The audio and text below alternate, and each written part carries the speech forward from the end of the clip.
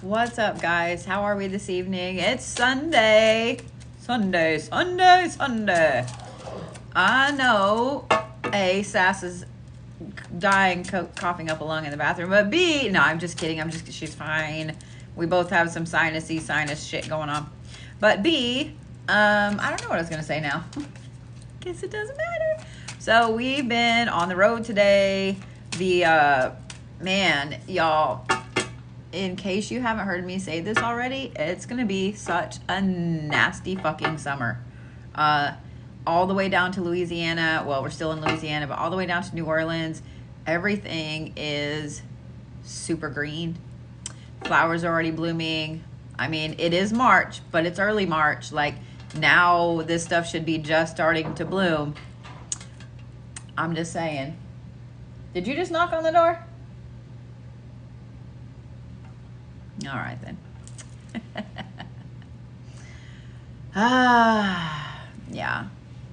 Yeah. Well, it's been a long day. We've been traveling all day. It's been energetically a weird day. Anybody else have the weird day going on? Just saying what I'm saying. I'm just saying what I'm saying. Yeah. I know that we had an event last night, so Sass and I both got a little sick, not feeling that great. So I canceled my event last night, and I told Miss Mary that I would get with her when I come back down to New Orleans. Yeah.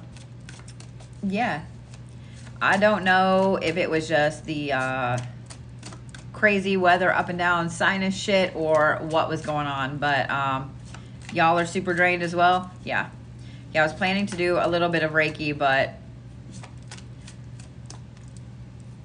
I'll make sure I get you guys tomorrow. Tomorrow I'll be back home in my house at my desk with all my things and stuff, and yeah, y'all are tired too. Yeah, it's rough. Yeah, we're drained as fuck. We were gonna try to drive a little further today. No. Everybody's really tired. Under the weather, very drained. Tired this weekend. Oh, goodness sakes. It has been a weird weekend, George. Hello, right back. And I've been trying to get everything downloaded and uploaded for you guys. They were having problems with the internet at the hotel we were at almost all week. So I got a few things uploaded to the YouTube. Yeah. But we're going to do some shadow work reads. I also got a new deck when I was in New Orleans because, I mean, it's not like I don't have decks at my shop, but I didn't have this deck at my shop. So, you guys ready? So, Miss Norma, you are first. If you guys want to get on my list for tonight, you can do so on my profile link. Oh my gosh. 17 months, Tosh. 17 months. Damn. All right. Miss Norma.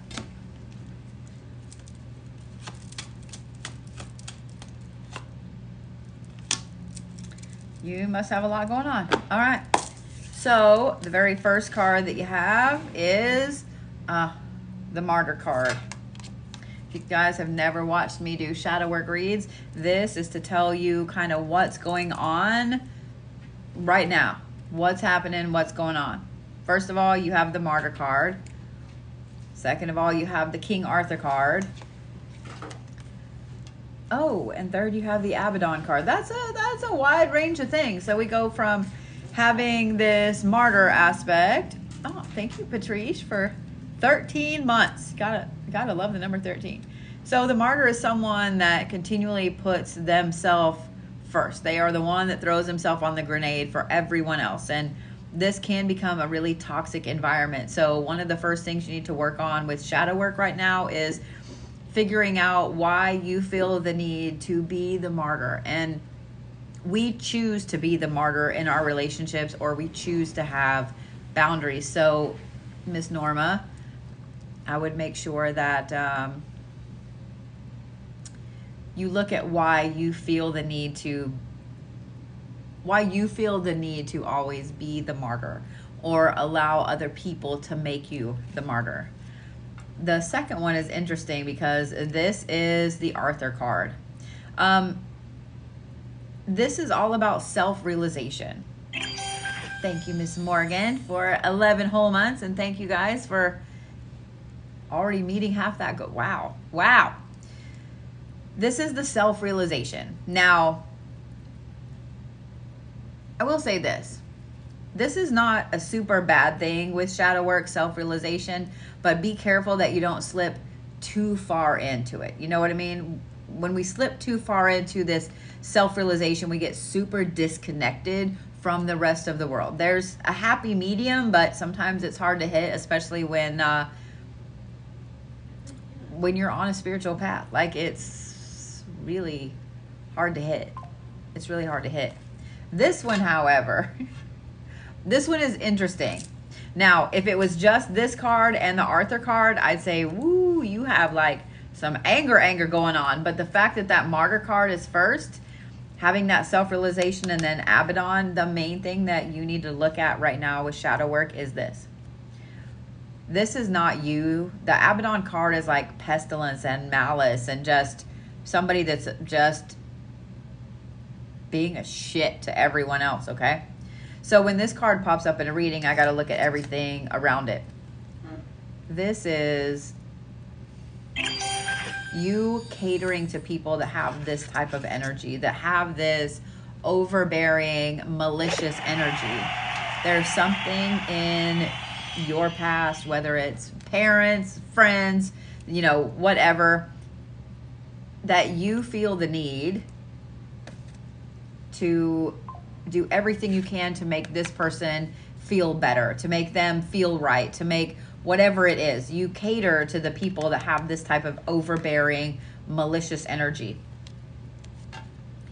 With that self-realization, you absolutely need to look at why you feel like you have to be the martyr for them, because people that have this kind of energy, people that this is how they are, they're never ever going to change. I know people are like, well, everybody can change. But can they? I'm just saying, they're not going to change right now. You need to take care of Norma, okay? I pulled 2 new cards from my new deck, and we're going to look at what they are, because this is why you need to look at this aspect of shadow work. Like why Norma feels the need to jump on the grenade for malicious ass people, or why you feel the need to cater to people that are very malicious and hateful towards you. A lot of times people that tend to put themselves in the martyr position, it's because they were raised to be the martyr. So I saw you say that this was your mother, or you felt like this was your mother. So you were raised to put yourself in that position. But people that feel the need to be the martyr also are usually, they're people pleasers, and they're very empathic.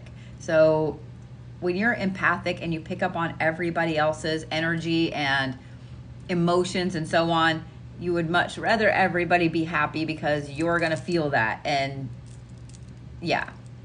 So here's why, and apparently 2 cards pulled out. This is my new deck. Oh, there's 3. Okay. The first one is Blessed Day. So in other words, you need to look at this, why you feel like you need to be the martyr for these people. So you can make sure that you are okay on a daily basis. The butterfly represents transformation. So if you can't transform into who you need to be, you can't ever hit that awesome, this is a good day feeling. I know you guys are like, people have that feeling. People have that feeling a lot. Ready for this one? Banish a curse. Now that one's an interesting card, especially with what we just talked about with someone who has a very malicious, very hateful energy. banishing that generational curse, that is the hallmark of shadow work. Part of what shadow work does is help us to oh, said don't forget to like and share Hody on. I'm throwing my case on the phone. I'm like, what the fuck is Hody? Who's Hody? That might be my alter ego, Hody. I mean, that bitch is in there somewhere. Okay, we're gonna not talk about. We're gonna get off of that now, Miss Norma. So a lot of times when the main part of shadow work is when we need to break a generational curse, a generational habit, such as alcoholism, mental abuse, etc. You ready for the last one? Resilience. Apparently you need to gain your own resilience back, Miss Norma. You have a lot of things going on. This is a lot. 3 and 3. To have 3 cards that pulled over here as to why you need to work on this shadow work, especially with the banished. Come on now. That's a lot. That's a lot. But then to have these 3 over here, these are all 3 really powerful cards. One of the first things that I would recommend, especially with that break the curse card, look at why you feel the need to befriend and cater to people with this kind of energy, the Abaddon type energy. Is it because you always sought approval from your mother, from the person that was like this when you were younger? Is it because you had to learn to appease that energy when you were younger, so now you appease it now? Do you see what I'm saying? Like, really delve deep into just that one aspect. Just start with that one aspect of why you feel the need to be the martyr for that specific energy, okay? Just start there. Don't try to overwhelm yourself with, well, I need to do. Just start at one place, okay? I guarantee you it will absolutely lead you down another rabbit hole. Another rabbit hole. So yeah. Did that make sense, Miss Norma?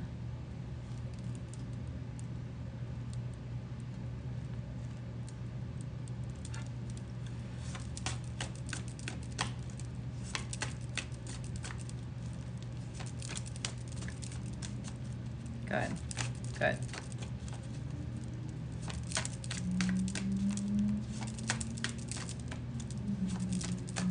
Miss Kathy Mazzell is next. You went snowboarding for your birthday. That sounds like way too much fun. That sounds like way too much fun. Thank you, Miss Norma. So, there you go. If you have one that you didn't get, will you please message the site? So that way I can either find out where it is videoed for you or get your money back to you. Yeah, please message the site. Unfortunately, we have people that come on and they'll say, hey, I paid for something I didn't get. So we have to make sure that you are who you say you are. But I got you, Stephanie. All right. So, guys, I do want to reiterate like one thing that comes with shadow work. Don't try to push yourself to do too much shadow work at one time. You know what I mean? Because when you're delving down something, especially when it comes to why you feel the need to please other people or why you feel the need to cater to a specific energy or whatever, that's going to open up a lot of rabbit holes. It's going to open up a lot of doors, and it's going to open up a lot of things that you're like, I am not ready to go down there yet, or there either. Just focus on the why of your question now. You know, like, why do I feel the need to continue to please malicious people? You see what I'm saying? Why does this bother me now. Just focus on that one thing. Unpack that one thing, okay? And then unpack other things. Be easy with yourself when you're doing shadow work. And don't try to do shadow work every single day, because you will break yourself, okay? You will break yourself. All right, Miss Kathy, are we ready? You apparently need 2 and 2 instead of 3 and 3. So you have Danu, which is the mother of creation. This is ferocity, reconciliation, creativity. You can't make this shit up. You also have self-realization. These ones over here decided that they were going to just turn themselves wide, just right up. So first you have equilibrium, which is balance. If your equilibrium is off, you aren't balanced. And then you have good luck, which I love this card. I love all the symbolism in this card. I love you right back. Thank you, Alicia. So, Miss Kathy,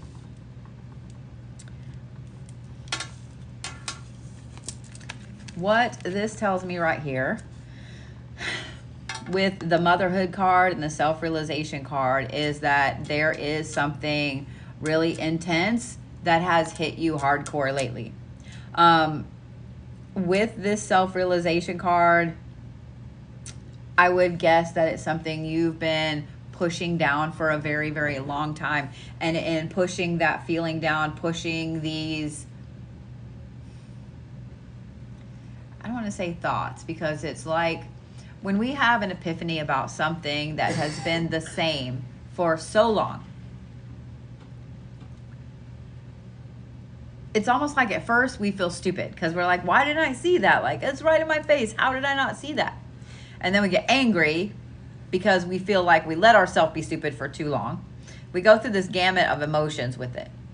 So the thing that catches me the most with the Danu card, especially with the self-realization and the gone, is that ferocity. So what is it about this self-realization that you recently had that is feeding into this anger, that is making you, that has this intense anger deep inside of here that is threatening to go up, up, up, up until it comes out?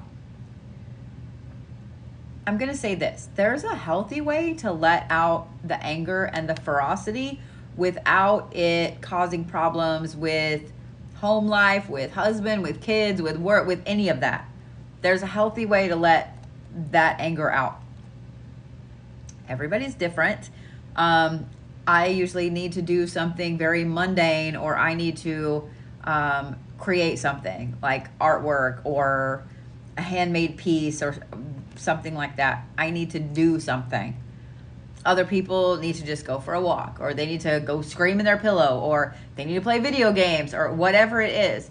But there is something that you need to work on as far as why this anger has pulled up at this specific self-realization that has popped up lately.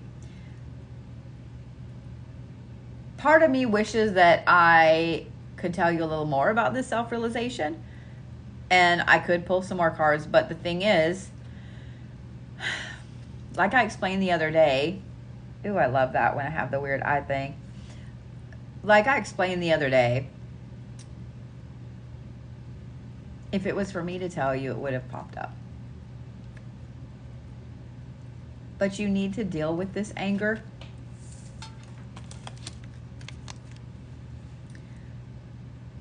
Because it is throwing your equilibrium off. When it throws your equilibrium off, that anger ends up getting pushed down again. So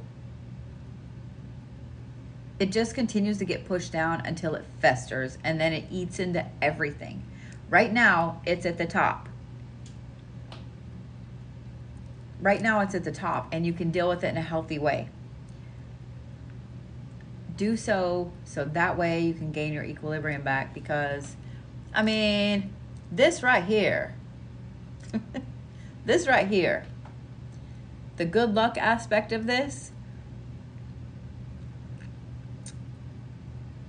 use that anger to your advantage. You know what I mean?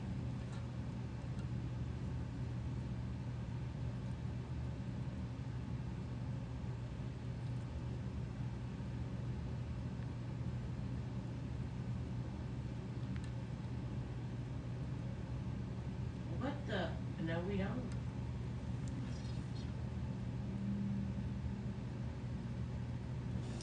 So, because I just had to stop my read to kind of look up and deal with some stuff, let me say this. All of these are recorded.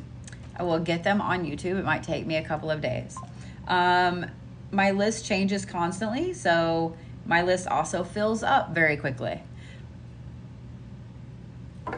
I can tell you right now that chances are, if you're not on it already, you better get there ASAP, because there's only like a couple of places left.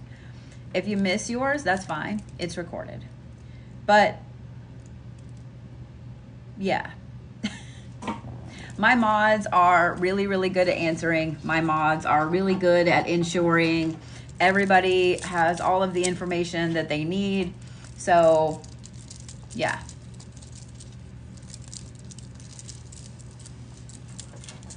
Oh, that's great. Like, this is leaking out the bottom, I guess. I don't know. Oh no, I need to come get it. No, I think it's okay. I don't know what the fuck that was. Wait, don't take it away. Refrigerator, freezer. Why don't we do that?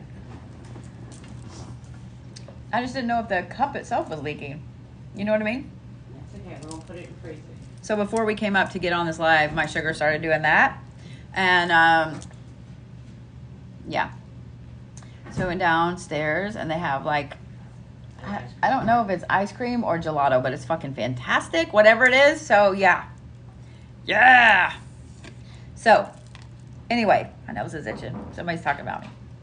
Miss Kathy, get to the bottom of this anger, because it is throwing your equilibrium off. And it's, lately you feel like you,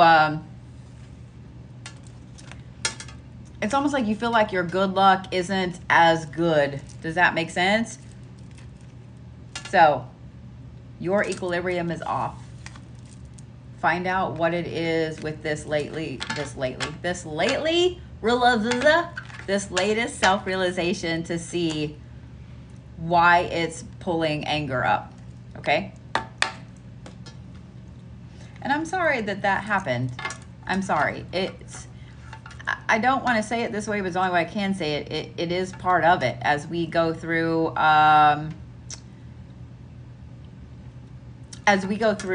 anything with our spiritual path.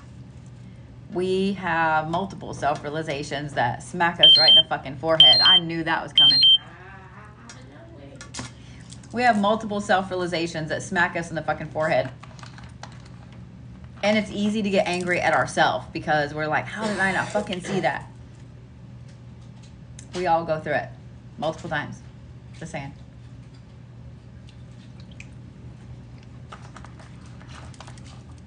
Okay, All right. We're out of these. Okay. You want to split one? No, I want you to take the last of them. You do? Well, didn't you just take one before we got here? Uh, Didn't you just take them before we got here? that was well over 4 hours ago. Halfway here. You took them Yeah. halfway here? Okay. Okay. Yeah, I'm watching time. I I ain't overdosing on Tylenol, cold sadness. didn't say you were. I said want to make your tummy sickly. Cause I know those will upset your tummy. Yeah. Miss Abigail, you are next. Yeah, they will upset your tummy. Yeah, they will. I don't know what the hell they thought they were doing, putting that cool coating on. No, ma'am. That thing, those hurt my tummy every fucking time. Hey. All right, you ready?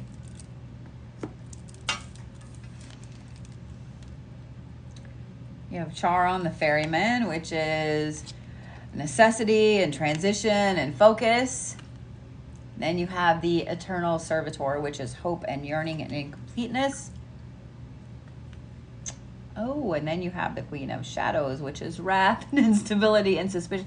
That's a lot of emotions. Abigail, that's a lot. That's a lot of emotions. You have wrath and instability and suspicion. You have hope and yearning and incompleteness. And you have transition and need. This is a lot of movement and a lot of like boom, boom, boom, boom, boom, boom, boom, boom. So here's what I'm going to say about this, because this is a lot. Like, this is a lot. Whew.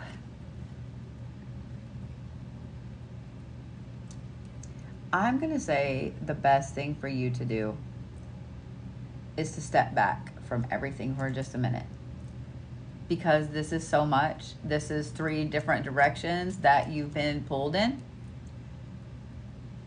If you try to follow each one of these down a rabbit hole, you're not going to accomplish anything. I am going to say this. Anger is the easiest one to deal with. So is yawning. Anger is the easiest thing to deal with in shadow work, and here's why.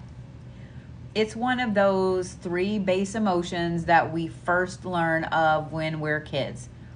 Happy, sad, angry. Everybody understands what angry feels like. This is where I would start. Make a list, just a couple of things. Don't fall down the rabbit hole with all of this, but just a couple of things. What is it that makes you the most angry right now? With you, with your immediate life, not with the world, because we could all make like such a long fucking list about what makes us angry in the world. So let's not worry about anything outside of you, okay? What are the top things that are making you angry, either about yourself, about your family? Like, what are the top 3 things that are making you angry? And I'll just make yourself a list. And start with one. Start with one. The one that you list that makes you the most angry. Man, yawning a lot. It's been a long day. And start with, why does that make me angry? Why does that make me angry? And if you need to make a list of why it makes you angry, make a list. But you should immediately have an answer. Well, it makes me angry because this is a trauma response because of XYZ. It makes me angry because it makes me feel invalued. It makes me angry because it obliterates any boundary I put up. Do you see what I'm saying? So anger is going to be the easiest one to deal with. Anger is the one that always hides everything else underneath. That hides everything else underneath. Once you work through the anger, that's like the festering thing on the top. So once you work through the anger, then you can start working through the why do I feel incomplete and why do I feel like I'm always in transition. You have to step back, otherwise it's going to get too overwhelming too quick. I'm fine. My sugar was going down a little bit while ago and I may have ate ice cream, but I'm fine. But I have to use this phone because it has the better, I don't know why, this one is newer, but this one has the better connectivity as far as, I don't get it. Like, I don't understand. You would think newer would be faster, connect better. No, it doesn't. So here's the reason why you need to focus on this shadow work. Well, that is the confidence card. That is self-explanatory. I mean, that's self-explanatory. And this one is intuition. Okay. I love that both of these are insects. While confidence is self-explanatory, looking at why this makes you angry, why these things are bothering you shadow work wise, having too much that builds up in our shadow destroys your self-confidence. And I'm just going to say this. Everybody goes through this time multiple times in their path where shadow work piles up, and then suddenly we realize we're either jealous of everybody else, or we're angry at everybody else, or whatever it is, and it starts to erode our self-confidence. This is what happens when you start to level up a lot. You'll go through these phases. But the other side effect is this: when you have a lot of things that pile up shadow work wise, especially if it's being coded in anger over the top, it's going to make it to where your intuition is almost non-existent, to where you're going to feel like you yawn all the time. No, I'm just kidding. Where you're going to feel like you can't connect to your intuition. Anger will cover up both of those things, your confidence and your intuition. Just saying. Everybody's tired and anxious lately, so don't think there's something wrong with you. Everybody is tired and anxious lately. I think some of it is the weather is insane. The weather has lost its ever-loving mind.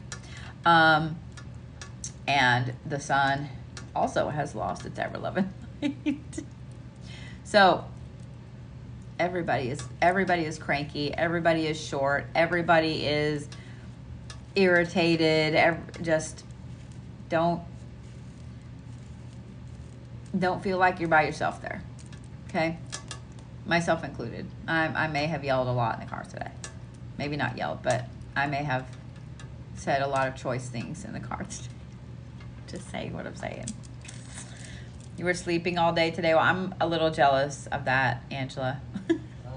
I'm just saying, I'm a little jealous of that. So thanks for rubbing that in there, woman. You are so welcome, Miss Abby, honey. All right. Miss Monica R., you are next. I did not go live last night. For those of you guys just joining, I wasn't feeling good yesterday. Sass and I both kind of were knocked down a little bit, and it was not going to be a good idea to walk into a place like that with my energy in the dirt. You know what I mean? Plus, my tummy was extremely unhappy, and I didn't really want to deal with that on a live in a haunted location. I'm just saying what I'm saying because I lived in a house full of boys for the longest time. So whenever I was in the bathroom, they felt the need to bang on the door, to kick the door, to slide things under the door. Did I mention to bang on the door, to bang on the walls, you know, things like that. So I get instantly angry, like it's an instant response when I'm in the bathroom and somebody comes in and bangs on the door. So, you know, if I were at some haunted location and that thing kept going off and somebody would bang on the door while I'm in the bathroom, I'm going to yell. I'm just saying.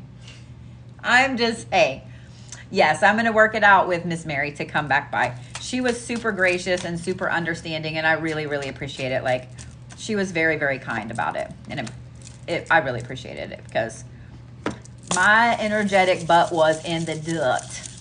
Yeah, my energetic butt was in the dirt. So was Sass's. We were in bed. We were in bed about 9 o'clock, yeah. And I think I was asleep around 9:30. Like we were that level. All right, Miss Monica, you ready? So, the first one you have is the caretaker of the lost. And then you have the matriarch, which is rejection. So I find that interesting. I find that really interesting. So you have the caretaker of the lost and the matriarch, which is all about rejection and consequences. This is some really deep-seated shadow work right here, Miss Monica. Let's talk about this one first. Well, actually, let's talk about them both because it represents a cycle. Something has you in a cycle right now where you feel like You are the Isle of Misfit Toys. Like, you are where all of the misfit toys go. You are the one that takes care of them. You try to fix them. You try to help them. You try to do whatever it is you can. And you always suffer the consequences for it. Now, I'm not saying that fixing the misfit toys is not a noble thing to do, but the problem is these aren't really just misfit toys. The vast majority of them are the way they are because they want to be the way they are. They know and they have learned that people will take care of them, whether it's their family, whether it's a new friend, whether it's a new lover, whatever it is, they will take care of them. They learn which people will and won't take their bullshit. So you deal with the consequences of all of that.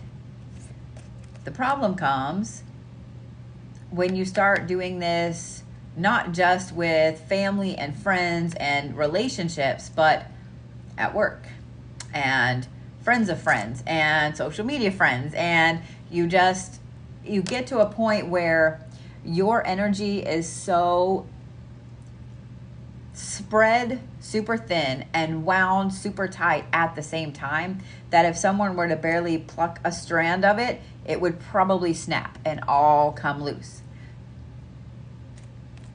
So you have to be really, really careful with this way of thinking. So one of the things that I'm going to say is this,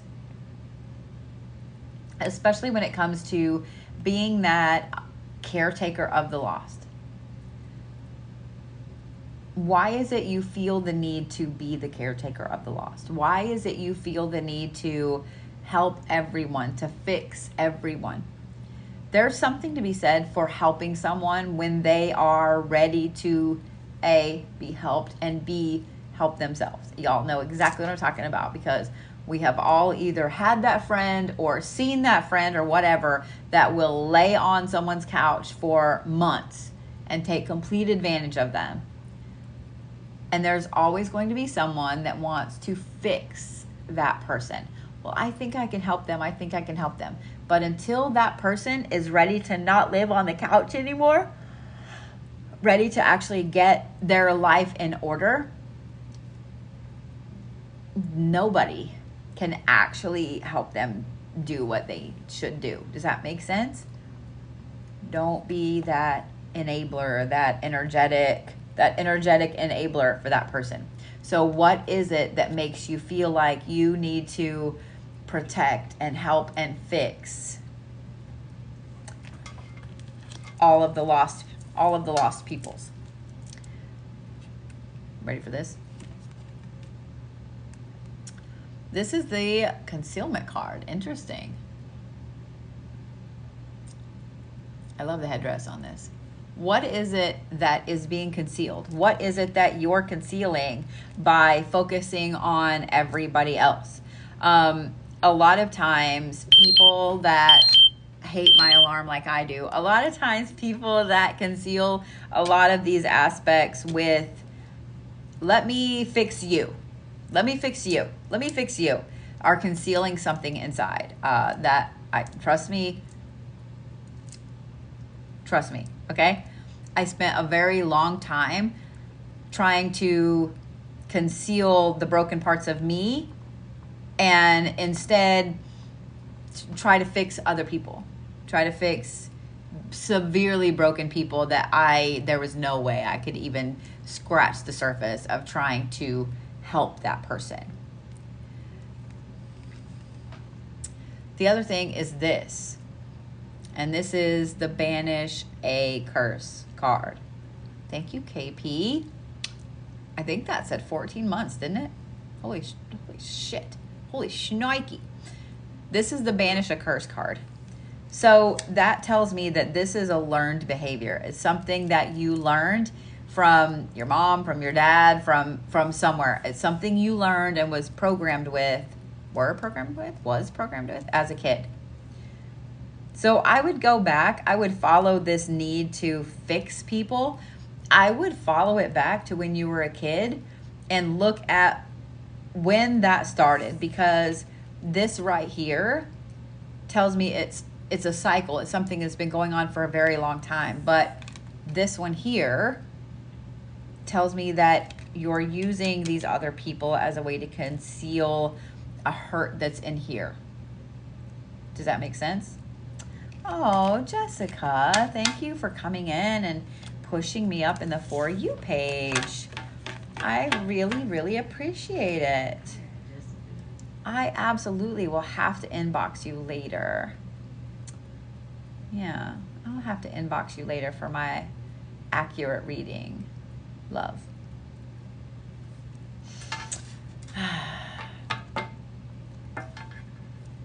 Yeah, I would start working backwards. There are some amazing beginner shadow work prompts.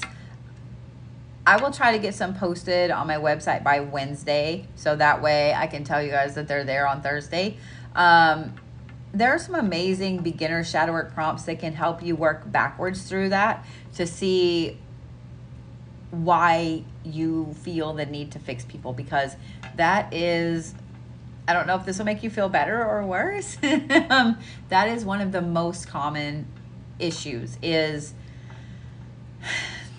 the need to fix people or the need to please people. So, yeah. But with that concealment card and with that banish a curse card, that tells me that it's something that's been a cycle for a long time. So yeah.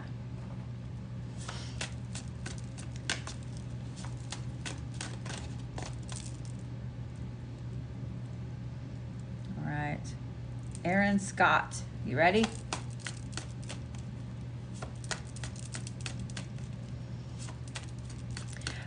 I'm proud of you for that, Miss Monica. Yes, I know that's an issue I have and I don't want to do anymore. I'm proud of you for that, especially like both parts of that sentence, that you recognize it's a thing and that you don't want to do it anymore. You know what I mean? Because a lot of people, they might realize that they do it, but they're not ready to stop because they need to feel needed, and that's why they do it. It's like those people that purposely like handicap their kids as an adult, so they always have someone that depends on them. Does that make sense? They enable their kid to do whatever that kid wants to do, so the kid doesn't have to get a job or leave the house, because then they have someone that depends on them. They know they're doing it. They know they're doing it. And if it was somebody else doing it to their kid, they'd be livid. You see what I'm saying? They're not ready to stop that. But you are to the point where you're like, look, I know this happens and I don't want to do this anymore. Like, I'm done. So the first step is admitting you have a problem. Is that right? Sorry. I wasn't trying to be funny, but I had to try to be funny there because it's a serious topic. You know what I mean? It's a serious topic. And I'm glad I could help a little bit, Miss Monica. All right, Erin, you ready? Oh my God. Let me drink some water. Let me drink some water. Totally inappropriate question. And I can't get a screenshot. Totally inappropriate. I guess I didn't see it.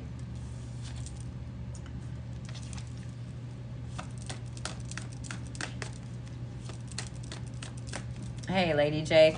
Yes and no. So for those of you guys that are new to watching me, I'm diabetic, and that is my diabetic alarm.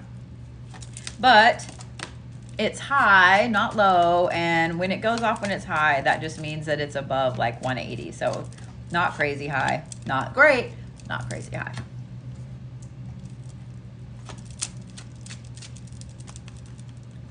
So yeah, I keep a very tight rein on it. The monitor that I have right there, I'm allowed to, well, not I'm allowed, but I can set the high or the low that I have. I don't need 5 cards for Erin. I can set the high or the low that I have. It has an automatic setting on both ends that I can't change, but it's super low and super high, right? So I keep a very tight rein on mine. Yeah. But it was crashing a while ago before the live, and I knew I needed to get food in my face. So we walked downstairs and I got some ice cream, because if I have to eat some candy, then I want what I want. And that shit was so good. It's so good. Oh my God. It's so good. It's so good. I'm just saying what I'm saying. All right. Here we go, Aaron. You can't, what in the goddamn fuck? Okay. So, for those of you guys that have seen me read before, and we start laughing when a certain card comes up repeatedly, I was going to talk to Camille about this the other day. We were going to walk around the quarter and chit chat and talk, and we did chit chat and talk, but it was also raining, so we couldn't really do it very much. But I always find it interesting when a certain card keeps popping up. The very first card you have is also the Caretaker of the Lost. And y'all saw me shuffle. And then you have Self-Realization. Again, y'all saw me shuffle. You can't make this fucking shit up. And then you have the Universal Servitor, which is Hope and Yearning and Incompleteness. Words are not my friend. Yeah, incompleteness. My brain is not my friend either, so there's that. My brain and I are about to be fighting. I'm just letting you know. I'm going to fight it right in his face. Get it? Boom. Okay, anyway, let's move on. So, I love it when my sugar's high, because then I think I'm funny. All right. Aaron, this is a lot.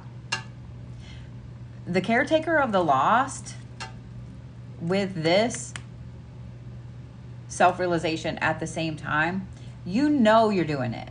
You know you're doing it. And kind of like Monica, you know you're doing it.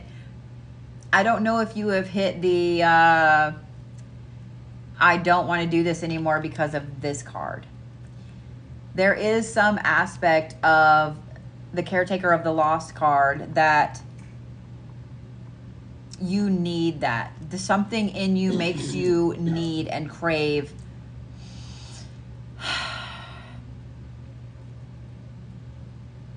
I don't think it's so much taking care of broken people, but catering to broken people. Catering to people that are lost, that need help, that maybe they will never be able or ready to get help in their lifetime. This card right here, this yearning and incompleteness, in my professional opinion, just because of how these go right here, I would say that there is a hole there. There is something that you are missing. And so you are using this taking care of lost people, taking care of broken people. You are using that to fill that hole. So before I ever turn these other cards over, I would say that's the first thing you need to start with, is figuring out what that hole is. And chances are when I said that, you already know. I'm just going to use myself as an example. Like that thing going through my fucking brain. So when I lost my mom, you get that hole. If any of you have lost a parent, especially if you have lost a mom, you know exactly what I'm talking about. It doesn't matter your relationship with your mom. You lost the woman that gave birth to you. There's a hole. If you have a good relationship with your mom, that hole is even bigger. Because I have way too many Capricorn placements, my natural reaction is to throw myself into work. Anytime something happens and whatever, throw myself into work. Relationship goes away, throw myself into work. I'm stressed out, throw myself into work. Lose a parent, throw myself into work, even worse. Do you see what I'm saying? What is it that made this hole that's making you throw yourself at fixing the lost? Does that make sense? We all get a hole from some type of loss or some type of issue. So that is going to be the easiest place to start with, is to figure out what this hole is and why it's there. What and why are two separate things. You might know Why is because I lost my mom. But what is the hole? What is missing because you lost your mom? And there may be more than one hole. Just like I may have more than one horn with my fucking bangs up there. All right. This is why. Balanced emotions. Loves me some jellyfish. That does look like an eyeball. Balanced emotions. Like that's also self-explanatory when dealing with all of this, especially with that hole that's there. The next thing is this, equilibrium, which really reiterates this. Equilibrium is balance. If, like I said, if your equilibrium is off in your ears, then you're kind of all fucked up. Balance. In other words, this right here, this hole, is keeping you out of balance. It sounds like a lot. It really does. It sounds like a lot. But like I said with Miss Abigail, just start with what the hole is. Why is the hole there? And there may be a ton of aspects to that hole. The why may be, okay, I lost my mom. But there may be a lot of aspects to that hole. You see what I'm saying? Start there. Okay? Just start there and unpack from that. Because if you try to start with why you feel the need to take care of all these lost people, you're going to come A, right back to this. But B, if you try to work on all of these at the same time, it's too much. It's too much. Start simple and you'll get through it easier. Maybe not faster, but easier, okay? I hope that made sense, Aaron, honey. Miss Nancy Smith, you are next. My nose itches. Someone's thinking about me. Hopefully in a good way and not, I'm so sorry that a lot of you guys felt super drained and so on. This has been a weird weekend with the weather up and down. I literally would just like a couple cards for Miss Nancy. We don't need like 9. Thank you guys for all of the goodies. I appreciate it. Oh, okay. Once again, I don't need 50 bazillion cards for our Miss Nancy, okay? Okay. Snowing up there again.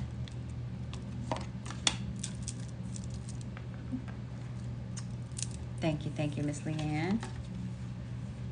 Well, okay. This is absolutely something pulling you both ways. You start off with Hades, which is the Lord of Riches, which is inevitability, equality. Then on the other side, you have Danu, which is...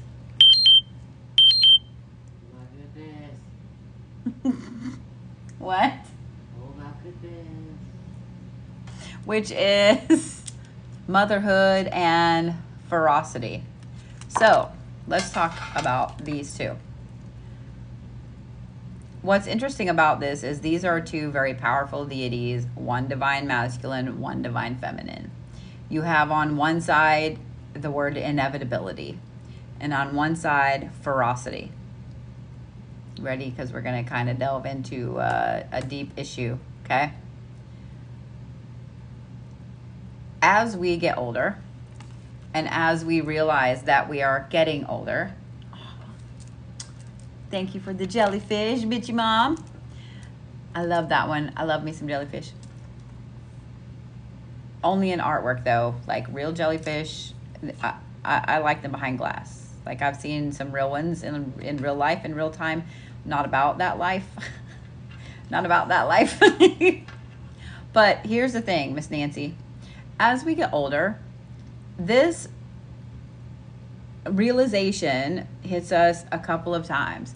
And the older we get, the more this realization hits. When you hit about 30, you start to realize Okay, I am an adult now. Like, I am considered an adult now. When you hit 40, you realize, you start to realize how close you are to 50. 50 is half a century. One of the things that I hated that my grandma did to me when I turned 25 is she said, "Oh, you are a quarter of a century years old." And I went, "The fuck you say?" 25 sounds great. A quarter of a century, no ma'am. 50 sounds great. Half a century, no ma'am. But we start to realize as we get older that we are running out of time, that we aren't going to be here forever. And the older we get, the more we realize that we're not going to be here forever. We switch from that 20, teenager, 20, 30 aspect of, I have such a long life left, like I'm super young and blah, blah, blah.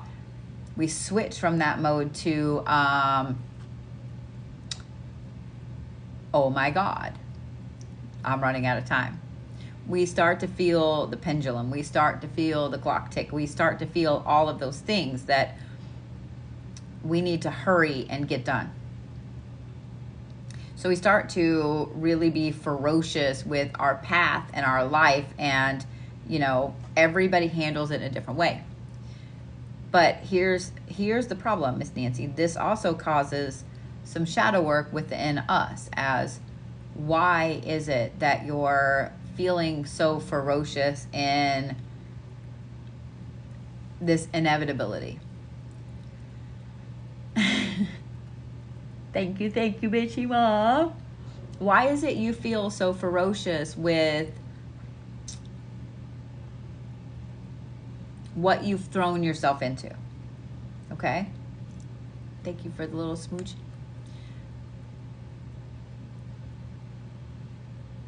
Some people throw themselves into work. Some people throw themselves into travel. Some people throw themselves into collecting things. Some people throw themselves into taking care of their kids, their grandkids, whatever, to the point that they forget to take care of themselves. People throw themselves into all kinds of things when they hit this realization that they're getting older. So what is it that you have thrown yourself into, Nancy? And seriously, like, be honest with yourself. If you were someone outside looking in, what would you say? Like, hey, this is disproportionate. Like, you need to take time for you. And then you'll see why that ferocity is as ferocious as it needed to be with you throwing yourself into it. I know that did not make sense the way it came out of my face, but I hope you understood what I was saying. Hope you understood what I was saying. But let's look at these. Ready? You are so welcome, Miss Norma. Healing energy. This tells me a lot about this aspect of you getting older and throwing yourself into something. As we get older, we realize how much of our own energy we gave away when we were younger. We realize how we're about to fight this fucking thing in its face. And we realize that we've got to heal our own energy before we can do anything else.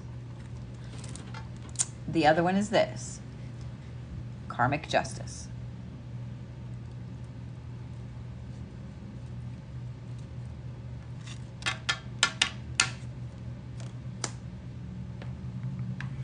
This is an interesting one to pull, especially for this reading,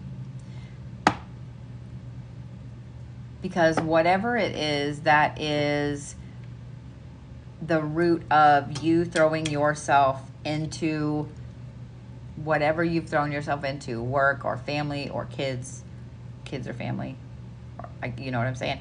Whatever you have thrown yourself into, it's a karmic thing that you have to overcome in this life, whether it is setting that boundary, whether it is throwing yourself into whatever it is.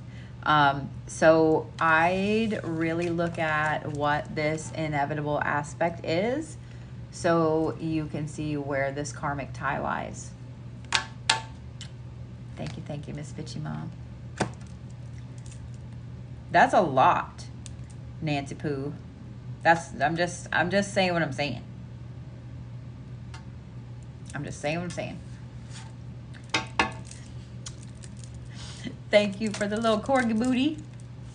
That little corgi thing makes me want a fucking corgi, and I like corgis, but I don't need a corgi.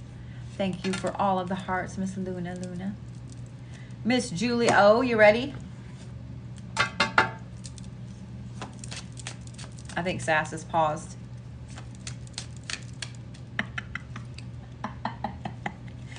I can totally make fun of her because I just can. She's my friend, so I totally can. All right. Ready, Julie?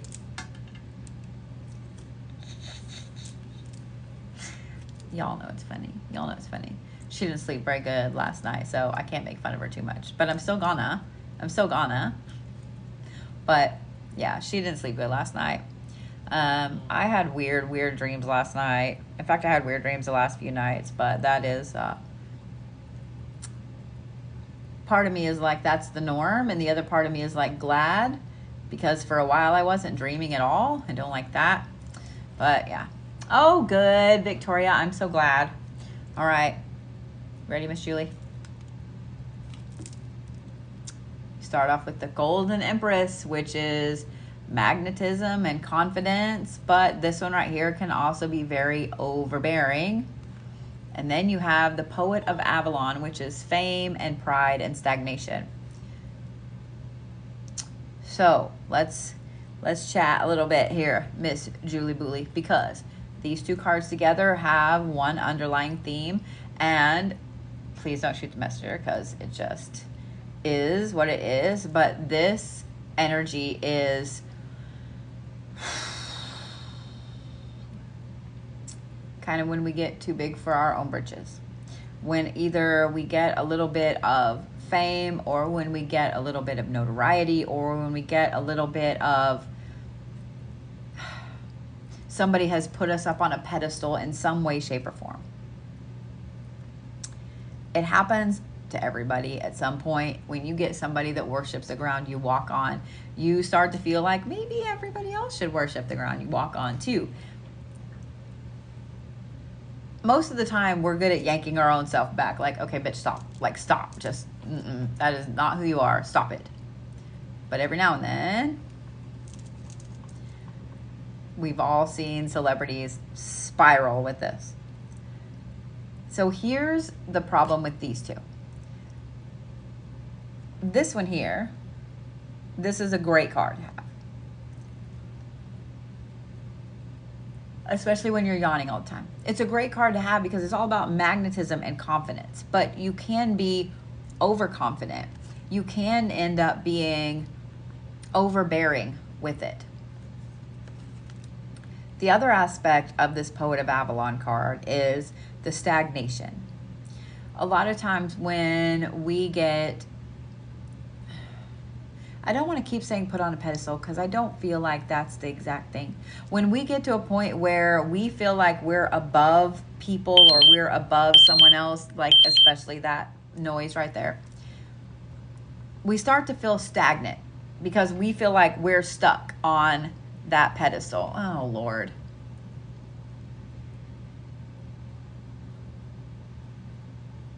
Oh my gosh.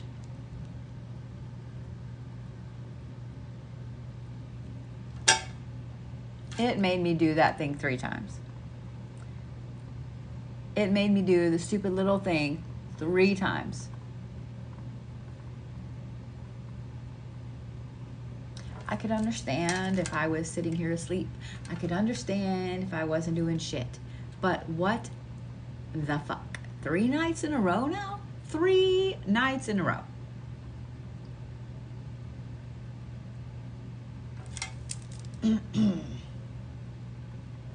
Just saying. Miss Julie, when we get ourselves on a pedestal, we start to feel stagnant because we can't see how to get off the pedestal. We can't see how to go up any further or get down off the pedestal. So we get stuck and we get stagnant. So the one thing I'm going to say about this in particular is be really careful of getting, thank you, Hannah. I'm glad to hear that. Thanks, Paige. I'm not glad to hear it, but I am glad to hear it. You know what I mean? Like, I'm glad to hear I'm not alone, but at the same time, that's dumb. That's dumb. Like, there are people that literally sleep on their life, or there used to be. I don't know if there's still people that sleep on their life. It's dumb. It's dumb. I'm obviously talking and obviously doing things. So, explain, talk tick. So here's the thing, Miss Julie. Something has got you to where you feel that you are on a pedestal, whether it is a self-inflicted pedestal or someone has put you on a pedestal. And now you are feeling a little stagnant. You're feeling stuck. You know what I mean? You hold the key to your own cage. Every single one of you.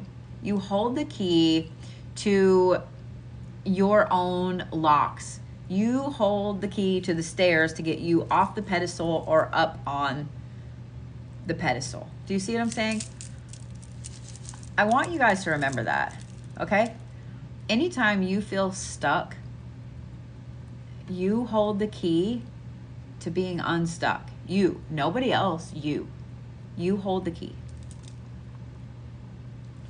It may take you a little bit to actually unlock the lock because you're really in there, but you are the one that holds the key.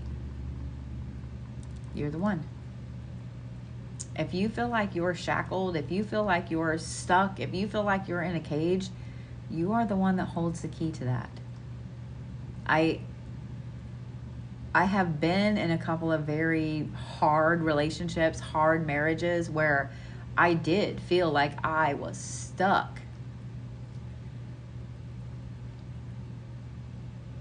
It took me a while to realize that I held the key to that I could leave. I wasn't stuck. It took me a bit to actually be able to save up the money to leave, to things like that. But I held the key to that. I was the one keeping me in that relationship. I was the one staying.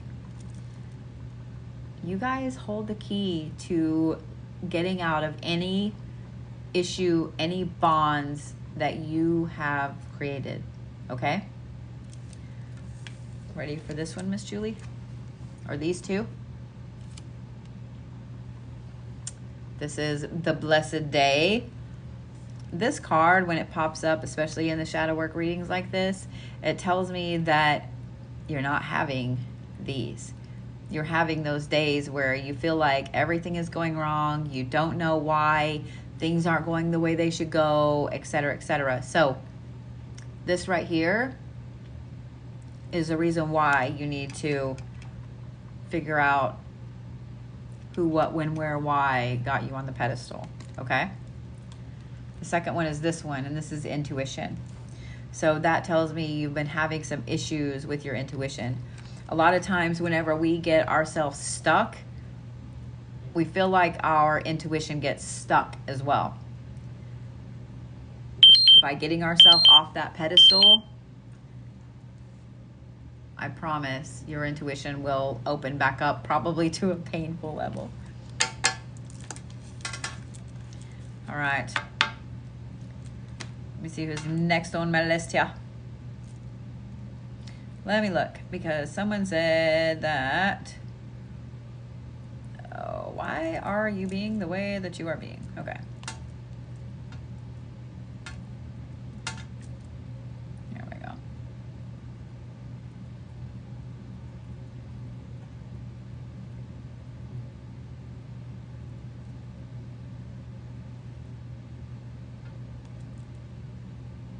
This is so weird.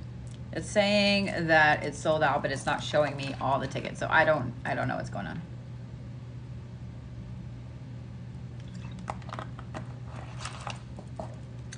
We'll figure it out here in a little bit. I'm so sorry, Julie, honey. See, I don't like that. That makes me sad. We all go through that, so please don't feel all by yourself. Okay? All right. Miss Jill McCoy, you ready? We all go through those days where we feel like nothing's going right. We all go through those days where we look around and we're like, this sucks. Like, what the fuck? This sucks. I don't want to be here anymore. We all go through those days, okay? I promise. Oh, I will, Kimberly. Don't think I won't. I kind of can't wait to get home just so I can relax with some little tiny puppy dogs. You can't make this shit up. All right. Here we go, Miss Jill. You start off with Arthur, which is self-realization, nobility, compassion. And then you have the ageless, which is wisdom and knowledge and instruction. Thank you, Gavin. So here's the interesting thing about this. Shadow work doesn't just come with bad things. Shadow work doesn't just come with aspects of ourselves that we feel like are only hidden in the shadows. Shadow work can actually come when we start to gain a lot of wisdom about ourselves. When we start to get that self-realization, and when we start to get this wisdom and we start to really open our eyes and see a lot of things, it's almost like you get to a point where all of this pops up and you start to replay everything in your life of, oh my God, I did this. Oh my God, I said this. Oh my God, I wore this. Oh my God. We start to go through those things. And I think it's funny because I'm staring at this card. On my new deck, 3 cards pulled up, okay? One of them flipped right over. And I'm going to go ahead and show you. And that is the Rebirth card. We all go through this phase where things are going good. And we're learning a lot about the world, about ourselves, about our path, about everything.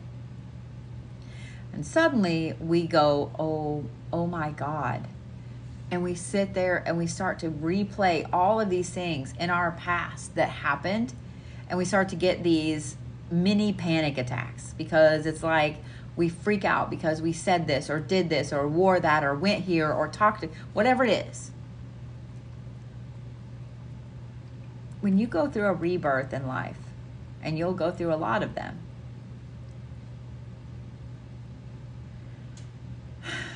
you come to those moments. You can't go back and change the past. You can't. You did it.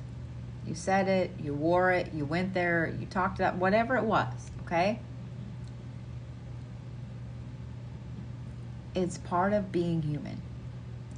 We all have stuff in our past that probably wasn't the greatest.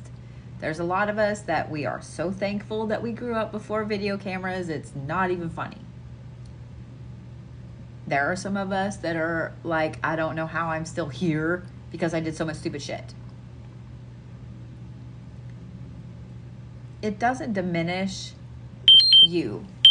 It doesn't diminish that. It doesn't diminish anything about you, who you are, where you're going. It doesn't diminish any of that because it was something that doesn't seem as cool now as it did when you were 18.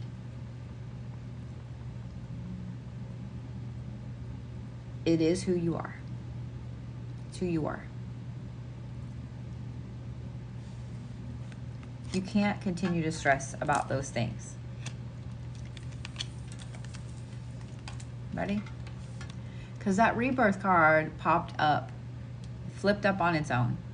It tells me that you're going through a really intense thing. It tells me that you're looking at some of those things either with regret or with some weird aspect to where you really don't know how to feel about it. I know that everybody has something they wish they could have done different. Call it a regret if you want. And then, well, okay, not everybody. We get to a point where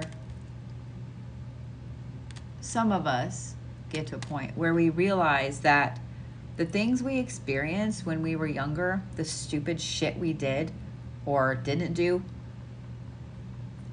if any of that had changed, any of it, you wouldn't be where you are right now.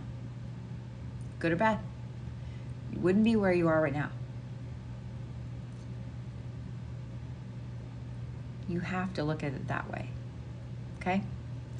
Just because I am no longer married to, I've been married twice, just because I'm no longer married to either one of those people, and just because I had horrible divorces, things like that, it doesn't mean that I would go back and change a single moment of it. And it's not just because, you know, if I didn't marry this person or this person, I wouldn't have my kids. That is a huge part of it. But I wouldn't change a single moment of any of it because it allowed me to be who I am right now. If I went back and changed that, I wouldn't be this person right here. I wouldn't be this right now. Maybe I'd be something better. Maybe I'd be something worse. Maybe I'd be stuck in a rut as a fucking soccer mom. Probably that. Don't stress about the past that you can't change. Okay? It is what it is. Was what it was. And it will be what it will be. Okay? Here's why we're working on this. I love that this is the leadership card because leadership always comes from experience.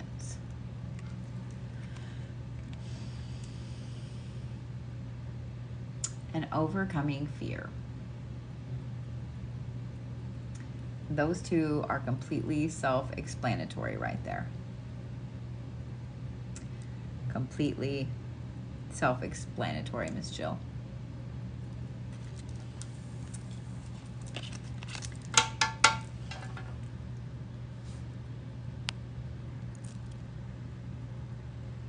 Y'all, don't send anybody money that comes in and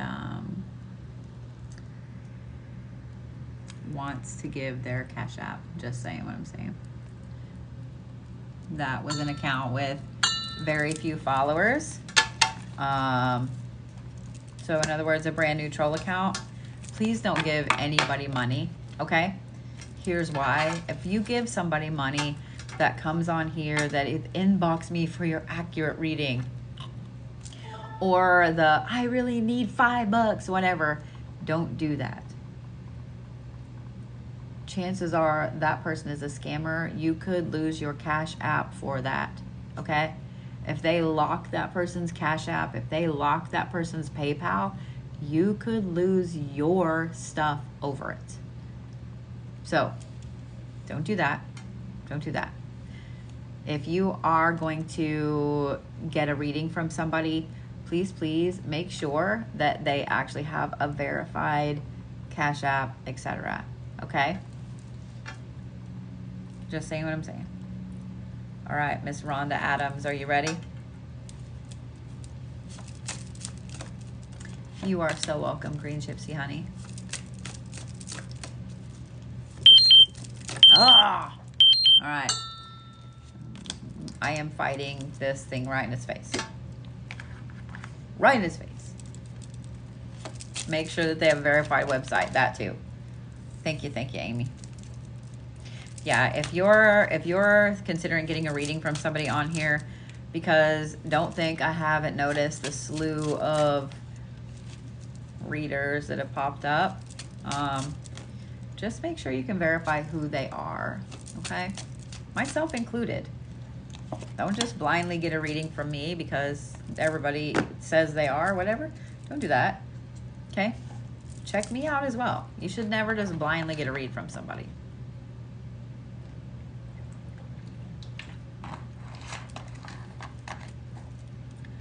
Speaking of that,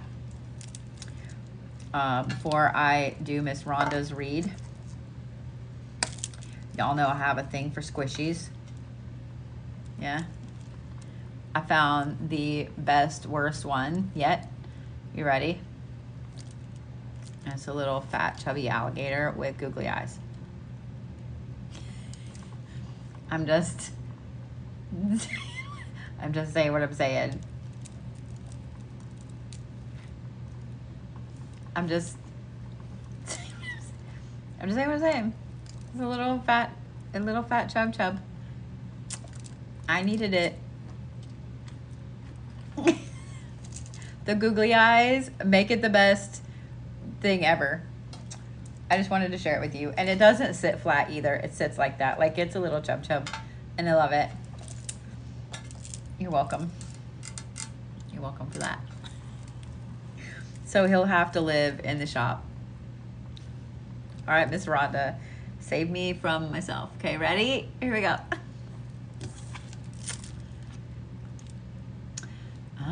Abraham, which is truth and justice and duty. And the Leper King, which is bravery and self-resilience and faith. All right, so this is the pot calling the kettle black here, Miss Rhonda. I'm just saying what I'm saying, okay? You are overworking yourself out of a sense of duty, out of a sense of pride, out of a sense of this is just what I do. This is, okay? Now, let me say this. There's a fine line between doing stuff for your family out of duty and pride and love and completely fucking everybody off. Completely fucking everybody off. Case in point, we saw two young ladies walking down Bourbon Street with a young kid. This kid couldn't have been 5, 6. And the whole time the kid's like, Mom, I'm really thirsty. Mom, I'm really thirsty. They were ignoring him. But yet one would wait outside while the other would go in and get a shot and a drink or whatever, and then come outside, the other one would go in. So they were out there absolutely getting smashed with this kid. That's I'm just saying what I'm saying. There's a fine line between that and doing every single thing, every single moment of every single day for family or someone you love. You have to have time for you, Miss Rhonda, because if you don't have time for you, there is no way you can continue to do any of this. None. Zero. Zilch. You will hit the wall and you will get sat on your butt and you won't be able to get out. One of the things that sucks, and I'm going to talk to you ladies for just a little bit here. One of the things that sucks, and I don't care what culture you come from. I don't care if you're Asian, if you're British, if you're from Chile, if you're from Iowa. I don't care. One of the things that has always been put on the mother, on the woman in the family, is that they are the caretaker. Now that comes with its own set of rules, but they are the one that everyone expects to take care of everything.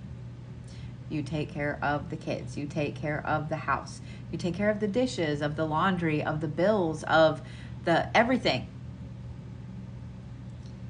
Everything. To the point that you have no time for you. If you take time for you, you are selfish. But at the same time, you're told that you need to take some time for you. And maybe on Mother's Day or your birthday, you get an hour to yourself to go take a hot bubble bath. No one takes care of you. You take care of you. There's a really deep-seated, fucked up aspect to that. I'm going to tell you why. I mean, there's a lot of reasons why, but you can't get water from an empty bucket. If that bucket is empty, if there's not even a drop of water in the bucket, how are you going to water the plants? You have to go refill the bucket. And if you're never allowed to refill the bucket,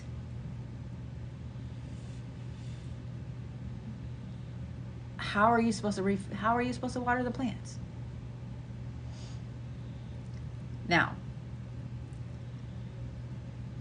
what I love about society today is that is starting to change.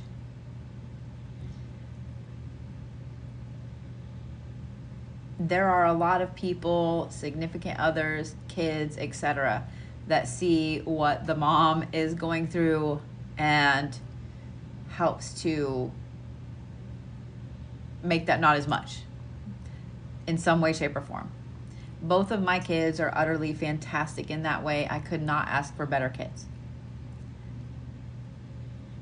But I see it too often, where you do too much. The problem also becomes this. You get used to doing too much. And when you get used to doing too much, you don't know how to relax. If you do something for 2 weeks, every single day for 2 weeks, it becomes a habit. If you do something for a year, it becomes ingrained. And it is almost impossible to change until you're ready to change. So think of it as an addictive behavior. When you are doing too much and you are the one that's helping everyone doing everything, this is where that old adage of, I'll just do it myself, comes in. Every single one of you that is a mom has said that at some point today. I'll just do it myself. Because it's easier to do it yourself. It's easier to do it yourself because you've always done it. So why would you take the time to explain all of this, show somebody, etc.? You just do it yourself, it's done. So you take on way too much. So, Miss Rhonda, what I would say is this. You need to start making a habit of relaxation. Making a habit of letting go. It becomes a control aspect. It becomes a control aspect.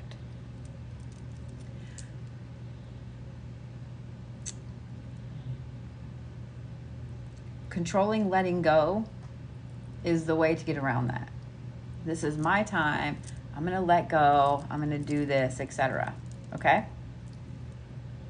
You're going to have to force yourself or make it a chore that you have to take care of. You are the only one that can do this relaxation. You see what I'm saying?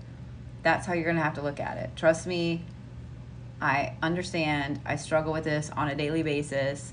I really don't know how to relax. I don't. I have a problem. I cannot completely turn things off and relax and let go. So I absolutely understand where you are.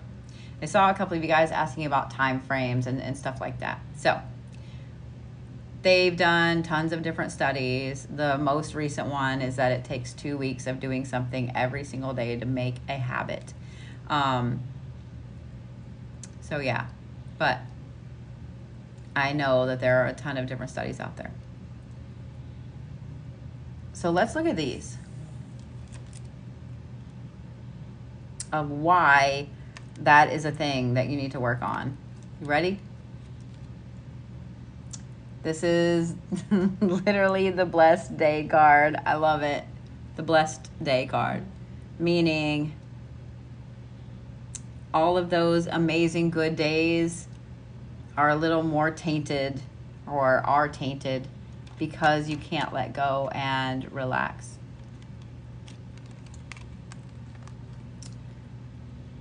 Karmic justice. So that tells me that this is something karmically you have to learn to overcome, which then tells me that you were kind of like this as a kid too. You were the mom as as the kid too, you took care of everybody else. You probably were the friend that made sure everyone got home safe.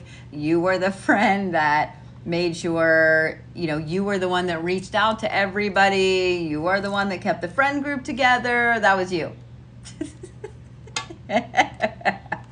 So this is a karmic thing that you have to overcome, of being able to let go and let someone else handle it. You and I are so much alike, Rhonda. It's not even funny. I am the same way because I always wanted to make sure I knew I was getting home. It's a control thing. I couldn't just be like, woo, and whatever. So I get it. I absolutely get it. But on the other side of the same coin, you get to the point where you can't relax. You can't let go. So I absolutely 100% get it, Ms. Rhonda. It is a karmic thing that you have to overcome.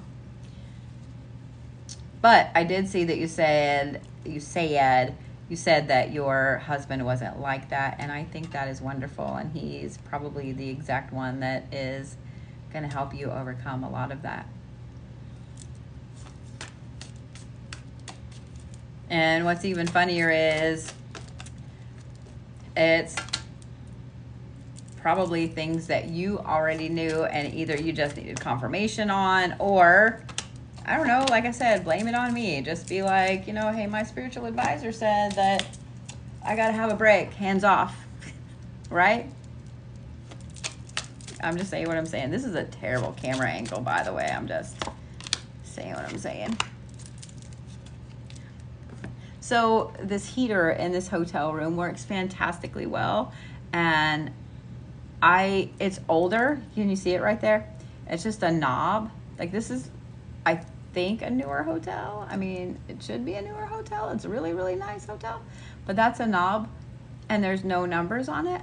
And it just says like this way for cooler or this way for hotter. And so when we walked in here, it was cold as fuck. So we turned it up. So then we had to go down. We got something to eat. We came back up here. We were both dying. It's like, okay, trying to figure out where it is in the middle. Oh my God. It's going to be a long night. But the good thing is this. So the hotel we were in New Orleans, not only did they have problems with the phones and the internet multiple days, we also had no heat in our room for like a couple of days. Like actually right at 24 hours. They brought us up a heater, like a space heater, which was great. And I'm really thankful for that, but that sucked. That really sucked. Especially with, yeah. Oh, no. No, no, no, no. No, no, no. Anytime I see readings by someone come in, there's no profile photo. They follow 3 people and they have 0 followers. No. No, no. Scammer City, no.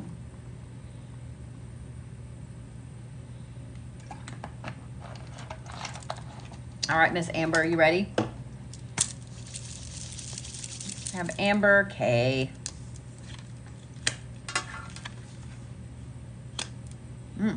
So you start off with the Thinker, which is knowledge and reinvention and instruction. And then you have Abaddon, which is malice and pestilence and corruption. And then you have the Mother of Dawn, which is beauty and compassion and agency. Notice the colors in all of these? So let's talk about this, because as far as shadow work goes, by the way, Sass talks in her sleep. She also snores just a little bit. She also doesn't feel good, so I can't make fun of her too much. Anyway, so here's the thing about these cards. Not only do you overthink everything, but it frustrates the fuck out of you, and then you overcompensate by doing way too much for other people. So every single time an issue pops up, you overthink it. You'll overthink it to the point that I would bet you end up playing 90 scenarios in your head. And then you pick the worst of that scenario and you get irritated and angry about it. And then when it turns out it had nothing to do with that scenario, you overcompensate. So it is a really, really vicious cycle that you get in with this. The one thing I'm going to say about this, Amber, is this is a lot to do to yourself. This is a crazy amount to do to yourself. Okay? I know a lot of people get in this cycle because either they had very like emotionally or mentally abusive parents or even physically abusive parents, but they had to learn to anticipate every single scenario so they could try to be ready for anything that could happen. This right here is a hallmark of CPTSD. I'm going to say this. Even though there's a lot of shadow work to unpack with this, and yawns, I'm going to recommend that go on Amazon, okay? There are a lot of amazing CPTSD workbooks on there. They are basically shadow work, but they're designed by therapists that work with people with CPTSD. So for those of you guys that don't know what CPTSD is, PTSD comes from one event, okay? So to be honest, and I'll tell you why I know about this. To be honest, the vast majority of war veterans have CPTSD, not PTSD. So PTSD is one event, like a car accident, one event. CPTSD is an event over and over and over and over and over. So if you were in, say, a physically abusive relationship, you got used to that over and over and over and over. So you have CPTSD. So if you have a veteran that was in a war zone, that was in multiple conflicts, or was in a very active place, CPTSD, because same over and over and over. You see what I'm saying? The only reason I know about this is because I was married to a combat veteran. I had to dive down the rabbit hole for a very long time trying to figure out how I could help, because the VA doesn't do shit. And they basically tell the spouses that you are the first line of defense, so basically handle it. So there's a difference, okay? So for those of you guys that have been in relationships, in any kind of abusive situations, etc., that is CPTSD. It's continued post-traumatic stress. So I would totally recommend going on Amazon and looking up CPTSD workbooks, okay? There are so many fantastic ones on there. Read the reviews, okay? Don't just do the ones that have like, great book. You know what I mean? Like obvious, someone paid you $5 to write that, or $1, whatever. Look at the reviews, okay? But that's where I would start with this, Miss Amber, because CPTSD is so much to unpack. And this is a crazy cycle of overthinking, getting angry, then overcompensating. You know what I mean? So it ends up where eventually you are going to be the one that is perpetuating the cycle. And I know that is not a thing that you're ever going to want to do. For any of you guys that has ever been in an abusive relationship of any type, I highly recommend going and grabbing you one of these workbooks on Amazon. Grab a couple of them if you want. They will help you psychologically work through some of these things. Now, I also do highly recommend finding yourself someone to speak to, a good therapist that is well-versed in CPTSD. I am a fan of therapy because it absolutely can help you, okay? You do need the right therapist, though, because sometimes you end up giving therapy to the therapist, and that's not, no. But, Miss Amber, I would recommend getting you one of those notebooks, because this is a lot. Like, this is a lot, okay? Don't let that sit there and fester, because it's going to continue to cause problems, okay? I'm just saying what I'm saying, okay? So let's look at these. This is why. You ready? Navigation. Navigating through all of the rest of the important things in your path and in your life, you want to make sure that you are working through that CPTSD, okay? Nature Lover is correct, 100%. Find a trauma specialized therapist if you can, especially if you've been in an abusive relationship. The next one is this. Well, that's the fucking success card. I mean, that's self-explanatory. Of course. I'm just saying. Okay? I'm just saying what I'm saying.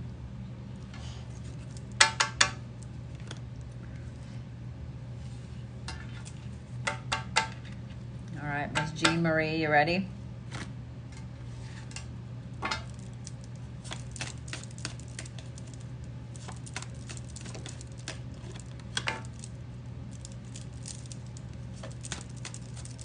Hey, chicken. I'm going to drop half the cards. Hold on.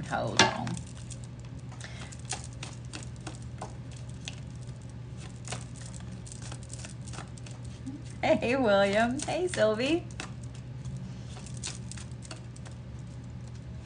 Yeah, I'm going to have to try to, I looked once. I'm going to have to try to do it again to carry the Mausolea deck in my shop, because I have had this deck for a while and I absolutely love it.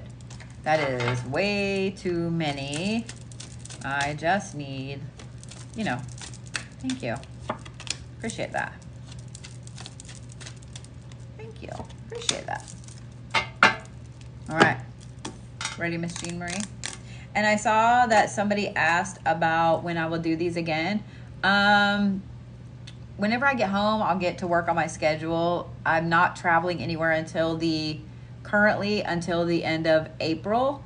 I'll be in Colorado for a few days, and then in June I will be up. I'll have to look, but I think it's Pennsylvania. Hold on. I can tell you exactly where I'll be. Well, not exactly, but like I can tell you.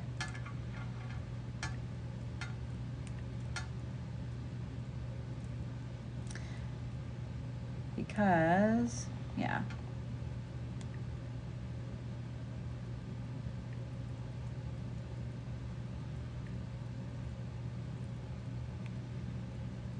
Yeah, Pennsylvania. Yeah. So I'll be coming out to Pennsylvania in June and things like that. So yes. Hey, Rose, will you please message the site so we can get you your tracking number? If you guys have shipping questions, please message the site, okay?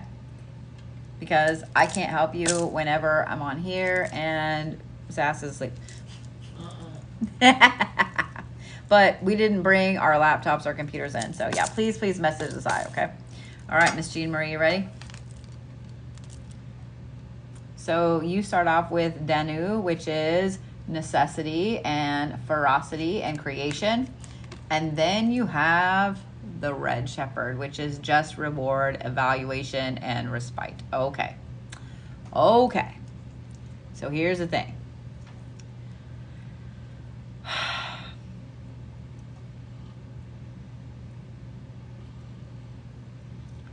This is one of two things, and I'm looking at which one this is. Actually, I'm going to draw a third card because I've read for you a lot here lately, and I really don't think it's the first thing.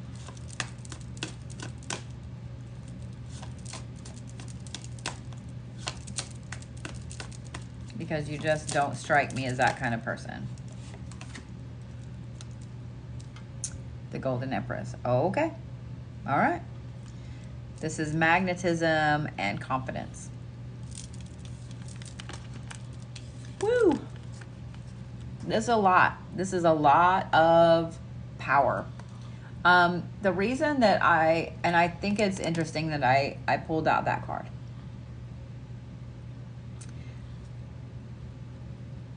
Sometimes we flip into a self-empowering era. I almost said villain era, but it's not. We get into this self-empowering era where we are setting boundaries right and left. And we get to the point where we are setting too many boundaries. And so when you set too many boundaries, it suddenly becomes a problem, because then nobody can understand where the boundaries are, because the boundaries shift too much. So it's like being in a house where all of the rooms are constantly changing. So you never ever can find the hallway to get out, to get to the living room, to get to the kitchen. You can't ever find your way.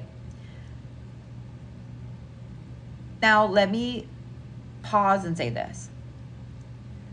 I'm always proud when someone starts to set boundaries, because too many of us either had our boundaries stripped away, we were never taught how to set healthy boundaries, or there's some other underlying trauma that makes it to where we just can't keep our boundaries. We just can't keep our boundaries. So I'm really proud of you for starting to set boundaries.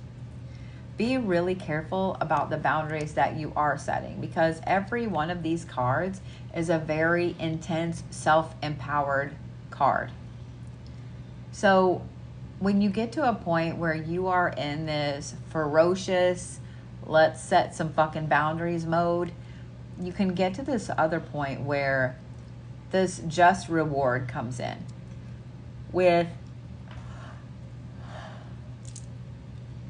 oh, you know what? You sound like someone I don't like, so I'm going to set a boundary with you. You talk like someone that hurt me, so I'm going to set this boundary with you.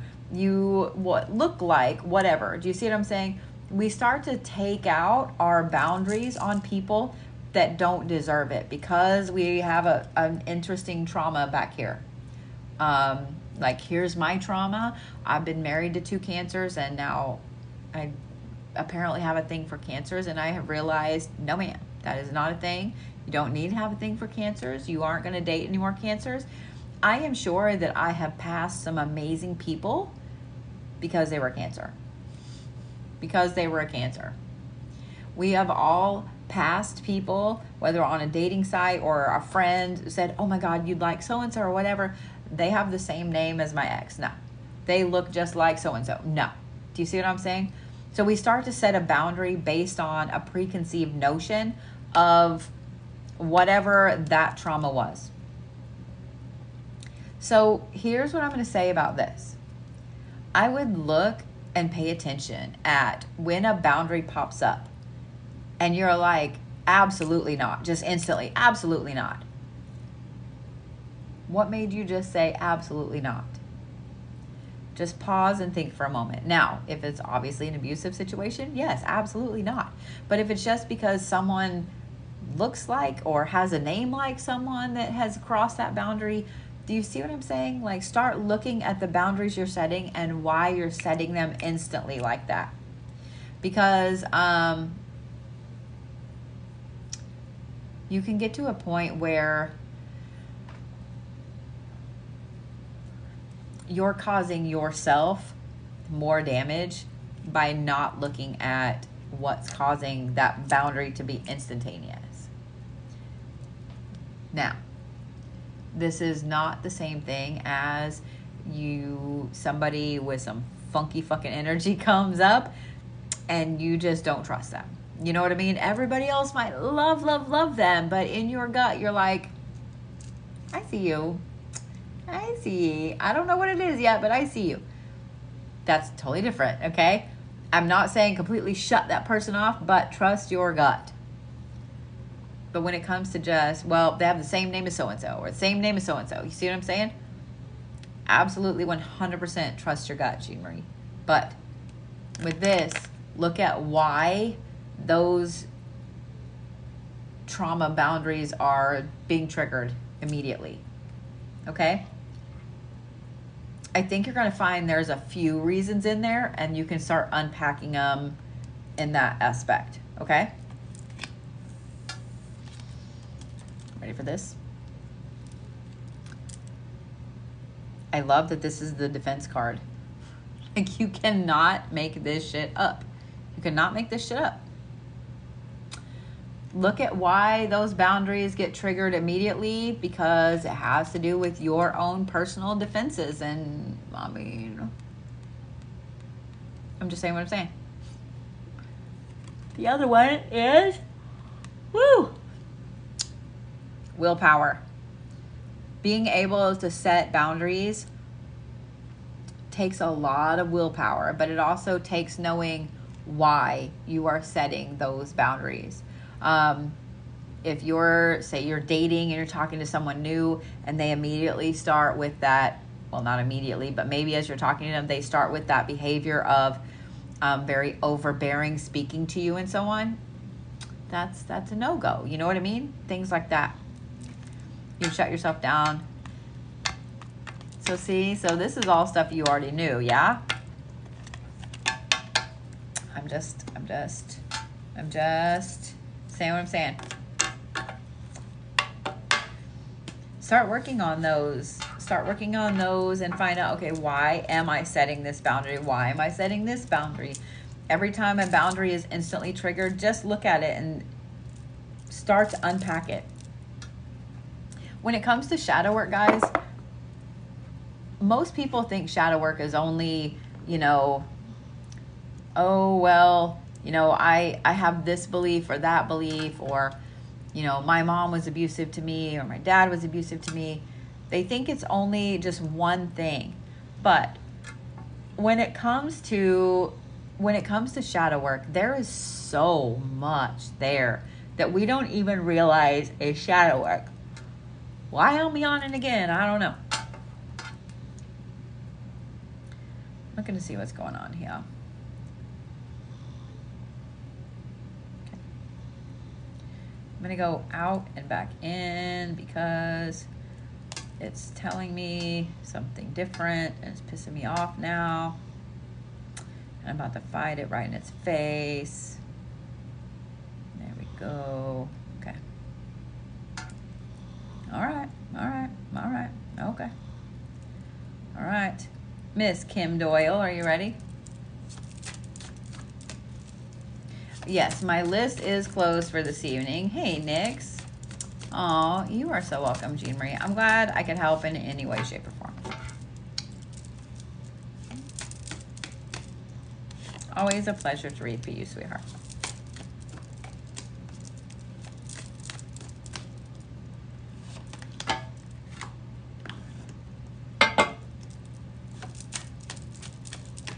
Hey, Miss Kim, how are you? Thank you, Nicole. I appreciate that. It is a tangled mess and a half today. As soon as I get off here, I'm going to go take a hot shower and face plant. And then we got to get on the road early in the morning.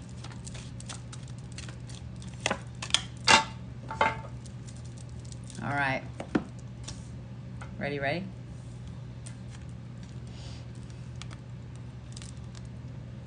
The Exile, strategy, failure, and trauma.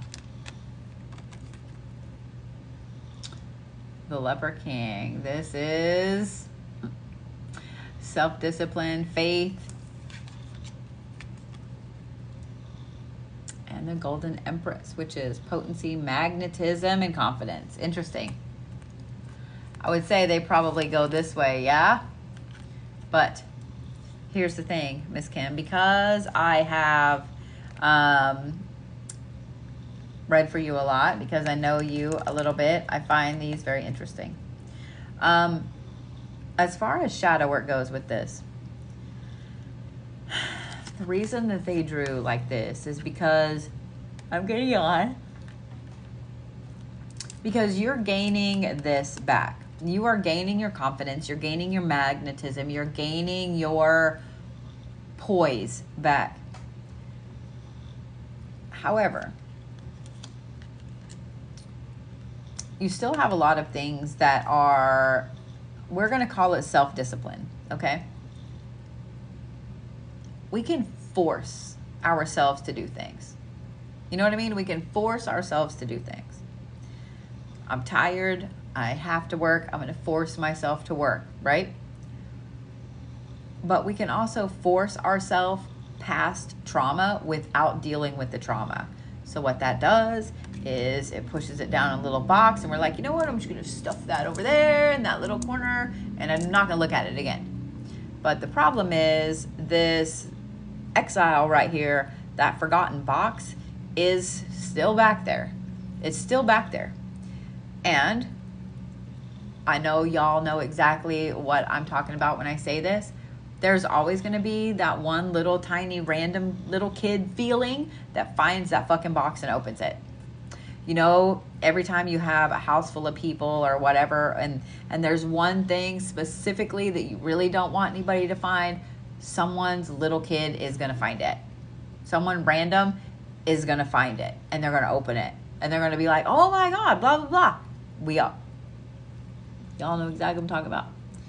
But what I love about this and hate about this at the same time is that it tells me you have all these little boxes, right? You have all of these little boxes back there that, oh, sweetheart, thank you for pushing me up in the For You page. I hope that you have an absolutely fantastic evening. You have all these little boxes in there. So you have put everything in little tiny boxes. It's good in that you recognize, okay, that's a feel, and I need to deal with it. It's bad and that you've realized that's a feel and I need to deal with it, but I am not going to deal with it. I'm not going to deal with that. It just goes in the box. Like, trust me, I understand. I understand. The problem is when we have all of this self-discipline and we push past all of those feels, and then we have all of this confidence that gets built on that, that foundation isn't solid. That foundation isn't solid. You know what I mean?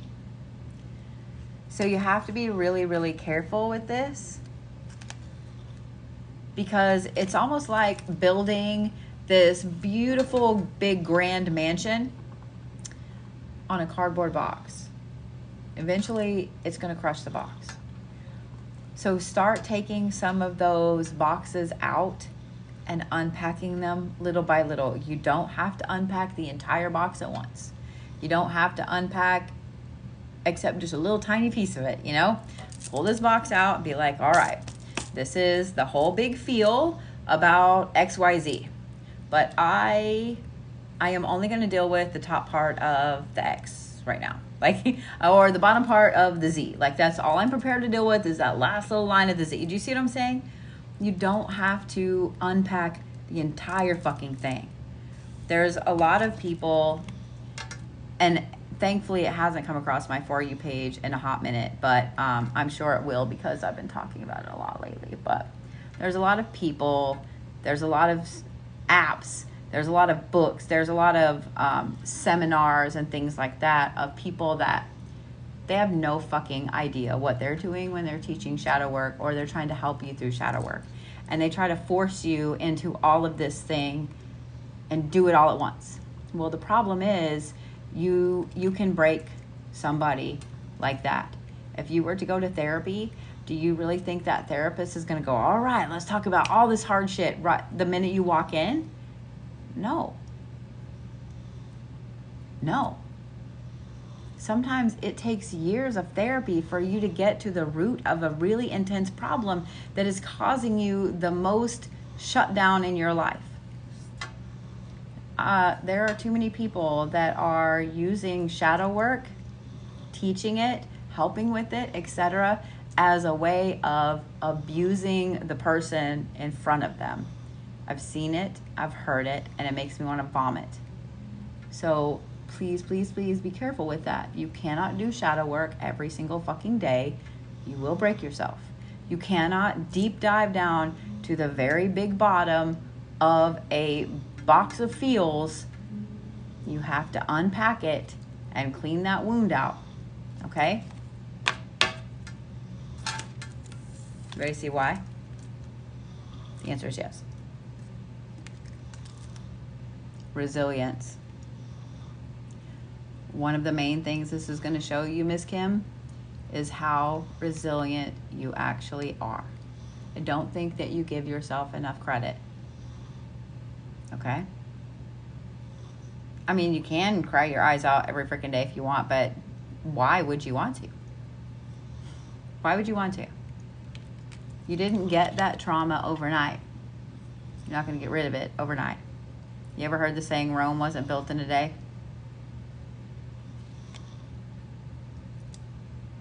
And this one is knowledge. Ms. Kim, I think when you go through and you unpack these and you see how resilient you are and you see all of the things that you have learned about you, that you have learned about everything,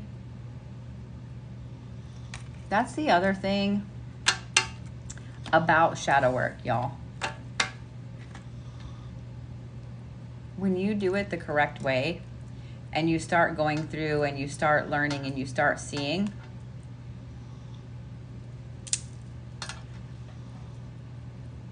you're going to understand so much about you. You're going to understand why you're on the path you're on. You're going to understand why you are the way you are. You're going to start to see how resilient and how amazing you are. You're going to start to see all of the knowledge that you've actually gained. And as you unpack all of these traumas in there and feel the feels and deal with them, you're going to gain even more knowledge about you and on your path. Does it mean that you're going to heal from every single trauma that was ever done to you? No, there's no guarantee of that. So please don't go into it thinking that. There's never a guarantee. You may take out that first tiny box and you may only make it through that much of that tiny box. And that's fine. I'm proud of you for any aspect you make it through. Okay? Don't push yourself to work through every single trauma that's ever happened to you. Just take the first step, okay? Just one little step at a time, okay? I'm just saying. All right? Miss Sarah Connors, are you ready?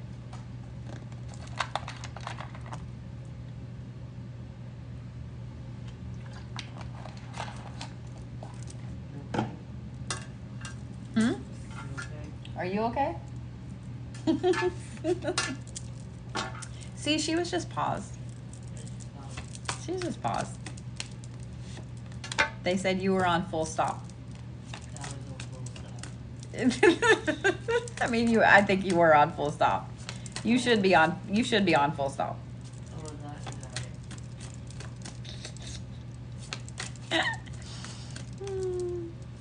All right. Miss Sarah, you ready? She was deliberately on full stop, or definitely on full stop. Yeah. Thank you, Miss Kim. Well, like I said, she didn't sleep good last night. I don't really think either one of us slept good last night, to be honest. All right, Miss Sarah, you ready?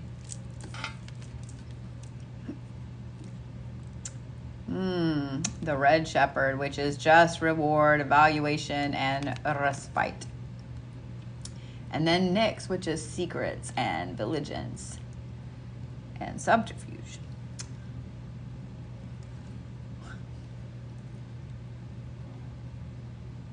That's a lot. There's a lot, okay? First, this tells me that you have a problem letting people in. It tells me that you have a problem fully explaining anything to anyone. It also tells me that you have trust issues. It also tells me that you have up all of the spiky McSpikerson things around you so that if anybody even remotely thinks about one day possibly fucking around, they're going to find out right now. The other thing is this, Miss Sarah. I'm going to recommend unpacking the trust issues first. Those, I'm going to keep a secret. I'm not letting anybody in. No one needs to know who I am, etc. Because when you have a trauma aspect that's happened over and over, when you have multiple people that have betrayed your trust, when you have multiple people that have fucked you over repeatedly, you get to a point where you're like, you know what? No, I am not going to trust anybody. I'm not going to let anybody in. I will just do everything my fucking self. First of all, you can't do everything yourself. You do have to end up at some point asking for help for something. And it's better to have people that you trust to help you with that. The second thing is this: when you continually don't let people in and don't have anybody that you can trust,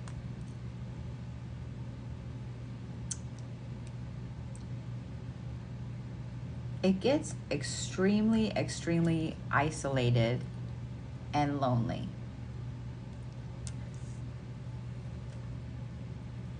Some people are like, I don't mind isolation and loneliness. But everybody needs at least somebody to talk to as a friend. When we shut people out and we do everything behind closed doors, we do everything in secret, we don't allow anyone in. It's usually because we have gotten hurt so many times that we just can't.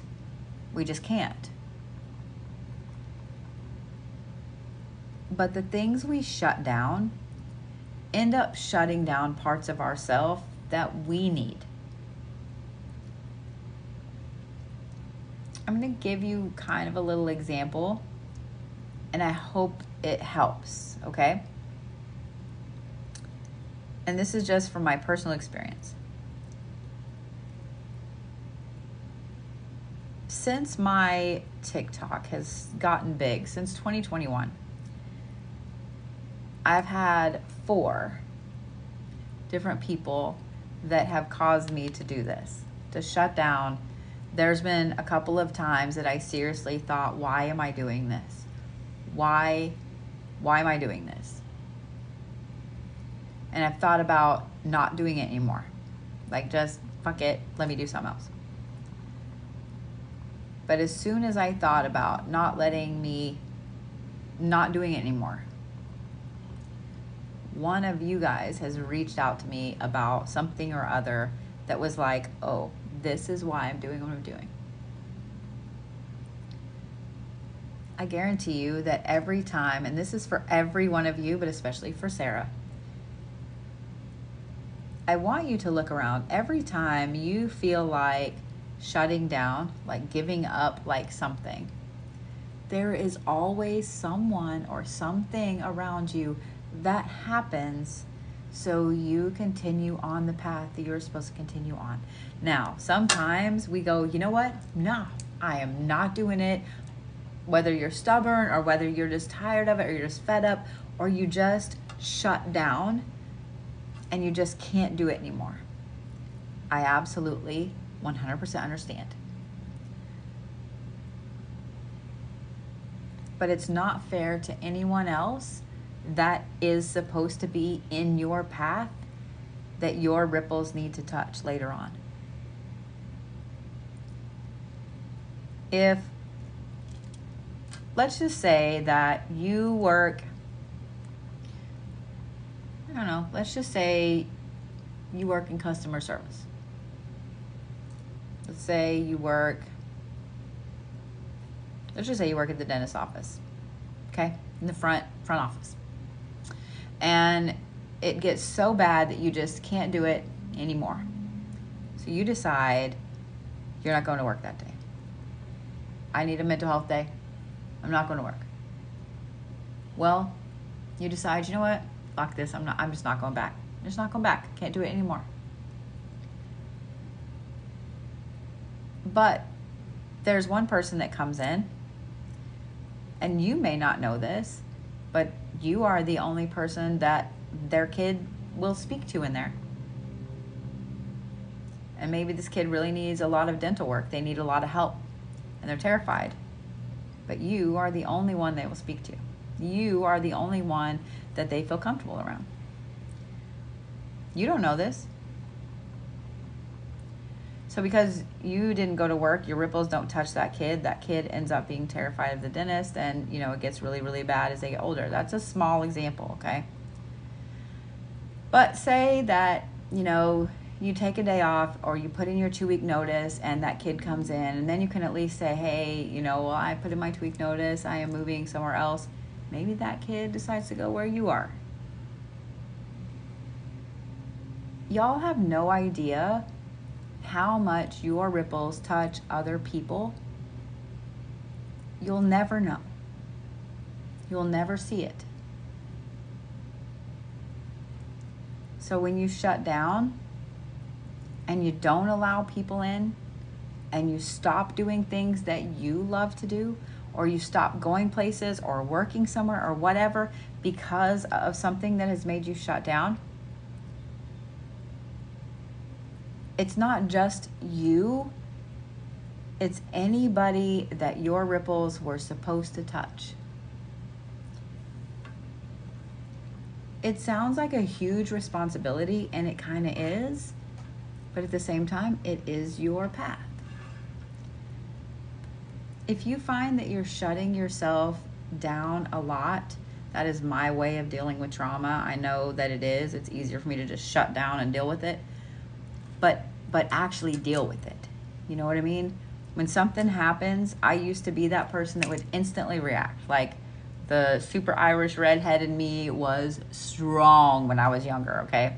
Now, however, if it's something really deep, really hard, really bad, whatever, I will kind of shut down. I'm like, hey, let me process, let me think through everything, and then I will react.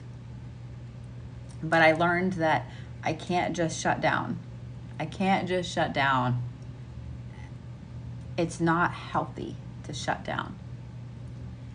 It's not healthy to shut people out either, okay? So, just saying, unpack why you shut down. And it may be different for every situation. It may be a little teeny tiny box like this. It may be a box the size of a king size bed. You know what I'm saying, Miss Sarah? But look at why you shut down. Why did that particular person, place, situation, thing, etc., why did that particular thing make you shut down? That way you're not pulling your own self off your path. Okay? That makes sense? And here's why.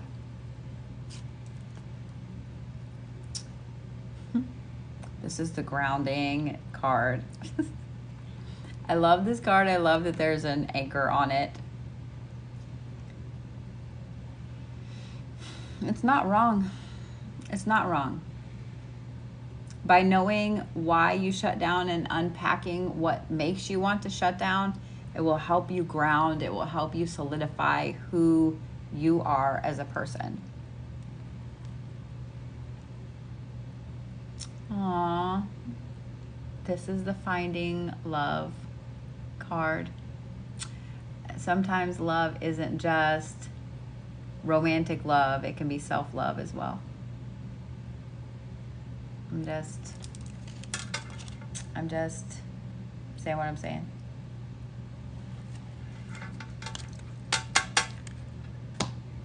All right.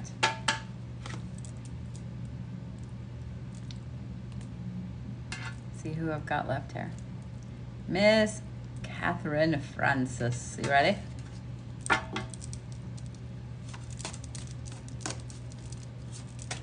You are welcome so much, sweetheart. I hope that helped.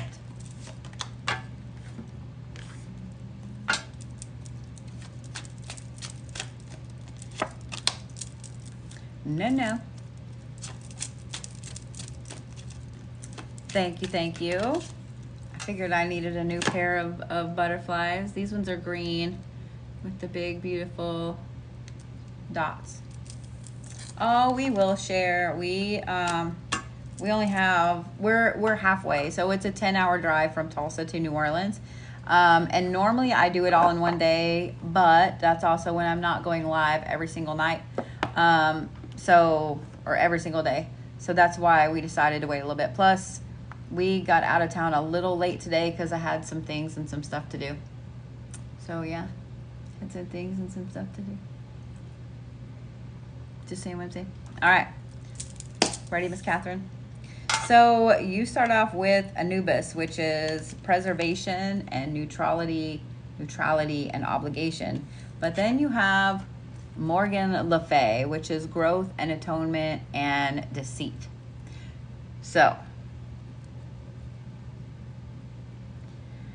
I'm gonna yawn again. I knew it was coming.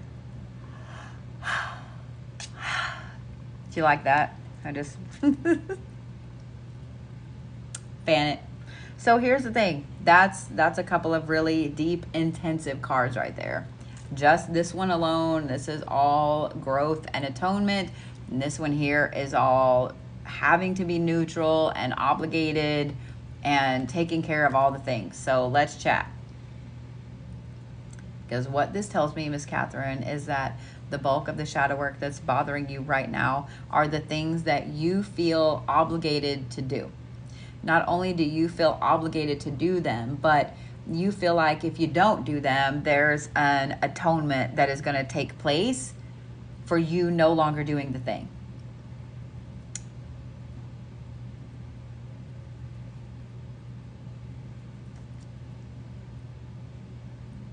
You've taken on way, way, way too much, Miss Catherine. Now, sometimes we can't help it, and we have to take on that much. Like, we have to take on that much. For example, if you're a single mom, if you're a single dad, there's no one else to help you. You have to take all of it on. There isn't anyone else. But there's a lot of times that we take too much on because we want everybody to be happy. We want to please other people. We want to make sure that, you know, we're there as much as possible for our kids, you know, things like that. When we take too much on, and we all do it, every single one of us, we all do it at one point or another. When we take too much on, we burn ourselves out really, really quickly. Really, really quickly. And then we feel like we're going through a period of atonement because we didn't do what we were supposed to do.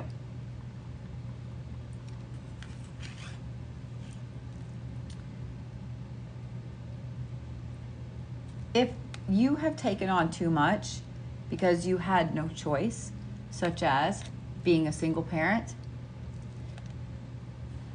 that's growth. It's not atonement. There is no atonement if you fall down a little bit and you know what? It's cereal for fucking dinner, or it's fend for your own self for dinner. There's leftover in the fridge. There's no atonement. We all go through that as parents, even with another parent.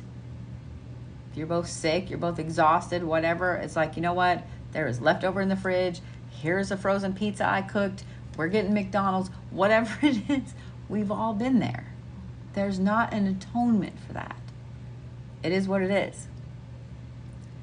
If you took on too much on purpose to either try to make sure that everybody was happy or something like that, like I said, you are the one that holds the key to all of those shackles.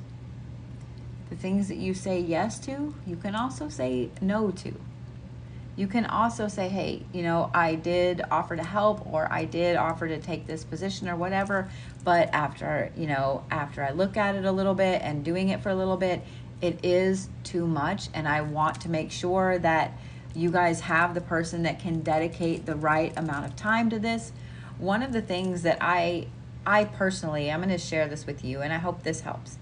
One of the things that I personally have had to start doing, and it's really, really hard for me, because when people, especially people that I know personally, you know, they reach out to me, they text me or whatever, or they want to hang out with me, or, and don't think that I shouldn't hang out with my friends more, because I really should. But I get in a problem, a mess, where I have too many text messages or phone calls at one time, and I think I answered someone back but I didn't, or I say, oh yes, I will absolutely go hang out, have coffee or dinner or whatever, and then I cancel last minute. I have had to start telling people, hey, I'm really overwhelmed this week, like my schedule is too much, and I want to make sure that I am 100% there when we hang out. When I go have dinner with girlfriends or whatever, I want to make sure I'm 100% there hanging out with them, not on my phone or stressed about this or worried, like I'm always going to be stressed about this or worried about this, but I want to make sure that I'm giving you 100% of my time. If you want to come hang out with me, or even if I want to come hang out with you, I'm coming to hang out with you, to hang out and have that moment to moment time with you. I had to start doing that because I personally needed to set that boundary for myself. But I found that it spilled over into a lot of other things too, and that now I know, like, I can look at my schedule and go, that is too much, bitch. That is too much. You can't do that. There's no way you can give all of that your undivided personal attention. There's just no way. You have to have a break. You have to have this. There's lunch. There's this. There's this. There's this. So start looking at things of what gets your undivided attention. Okay? It's not just boundaries with other people. It's boundaries with yourself. It's easy to take on too much, especially when you're a single parent.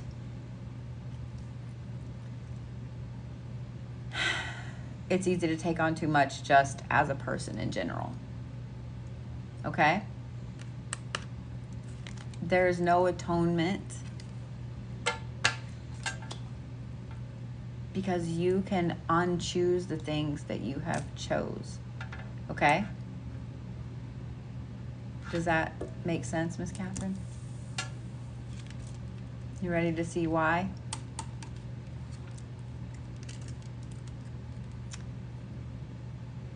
This is the Banish a Curse card. I'm just saying what I'm saying. I'm just saying what I'm saying.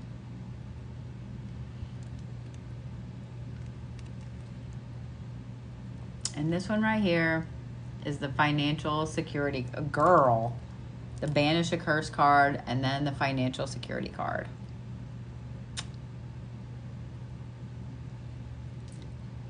Set those boundaries with yourself.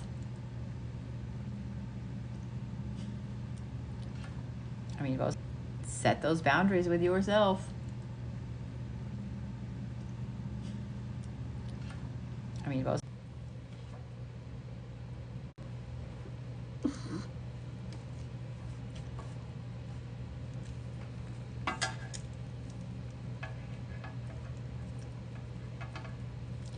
I so love that I was live this entire time.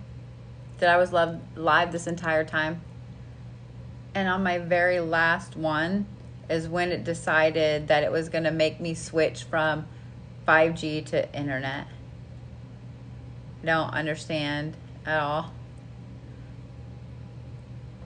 You gotta love it. You gotta love it. That's okay. Miss Julie Tibbs, you are last, love. That was just, you gotta love it.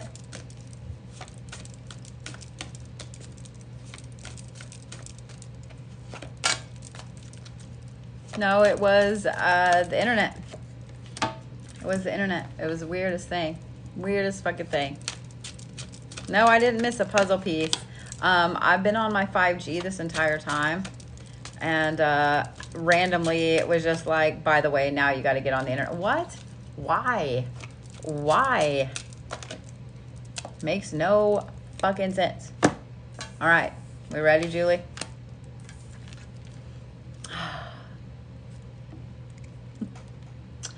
The caretaker of the lost. So this is assistance and memory and respite. And then the exile, which is strategy and failure and trauma. So this is a lot to unpack. So this first one right here is pretty easy, pretty self-explanatory. The one that always takes care of everybody else. All the broken peoples come and sit right in your lap, and you feel the need to fix them. A lot of it has to do with this. Those of us that have gone through intensive trauma in our life, those of us that have had deep-seated, I don't want to say, I'm just going to say dark emotions. We're going to say it that way. Because when you have a lot of trauma, when you have a lot of perceived failures, when you have a lot of abuse, injustice, all of those things, when you have any of those things, any one of those things, much less multiple of those things, and I'm pretty sure that we all have had multiple of those things. We have those things piled up, and then we see other people that are going through those things, something similar or worse. We want to take care of them. We want to fix them. But the problem is they are just as broken as we are, were, will be, etc. And they can't accept that help yet. So it's like this vicious cycle. So then we end up either taking on some of their trauma, or they end up perpetuating our own trauma. So then we shut down and we sink back into this. So it's like this crazy vicious cycle of, okay, I am deep in my trauma right now, and I'm going to sit here and I'm going to feel it. Oh, gee, hey, here is this person, and they've gone through something similar to what I've gone through. So let me see if I can help them or if I can fix them. And then they end up perpetuating that trauma. You see what it's like a seesaw. Like, it never is balanced. It's always one way or the other. It's a fucking seesaw. The only way to get off the seesaw is to stand up. Does it mean that the person on the other side is going to smack down to the ground? Yep. But you are not responsible for the person on the other side of the seesaw. You are responsible for you, and that's it. And that's it. You can only control how you feel. You can never control anyone else. You can never control someone else's emotions, someone else's feelings, someone else's reaction. The only thing you can control is you. And that's a shitty thing sometimes, especially when you see someone that's really hurting and all you want to do is help them. It's just like, I see this poor little kitty that's really hurt, and I just want to snuggle them, but that cat is going to tear my ass up if I love on it. But I'm still going to love on it. I'm going to get torn the fuck up, but I'm still going to love on the cat. Eventually we learn we can't love on the cat. At least not that cat. We might go love on that cat. You see what I'm saying? Like, we get in that round and round thing. What sucks the most is when this is a person that we love. And we all have a person in our life that is just not kind. They are not kind. They've never been kind to us. They never will be kind to us. So when there is a sliver of hope that we might have a relationship with them, we jump on it. Especially if it's someone that has rejected us our entire life and caused a lot of this trauma right here. We all do it. We all do it. Even if we don't go running, jumping to help that person, we all do it because we get that little glimmer of hope that maybe mom, dad, aunt, uncle, sister, brother, whoever it is, maybe we can get to the point where we can have a good relationship. But I want you to keep in mind the only person that you can control is you. It sucks to set those boundaries with people, especially people that we love. And it's hard to set those boundaries with people, especially people that have built their relationship with us on being an ass to us. The thing about this is stuff that can be internalized. Aw, thank you, Miss Martha. This is stuff that can be completely internalized. And we don't ever want to say anything to anybody because we don't want them to think that we have all of this going on behind the scenes. But I'm going to tell you a little secret. And this is not just for Julie. This is literally for everybody. Everyone has this. Everyone has this. Everyone has trauma. Everyone has failures. Everyone has strategies. Every single person wants to fix people around them. It's when we take that and we internalize it way too deep that it starts to fester and become an issue. So be careful that you don't allow this to fester too much. What I'm going to say is this.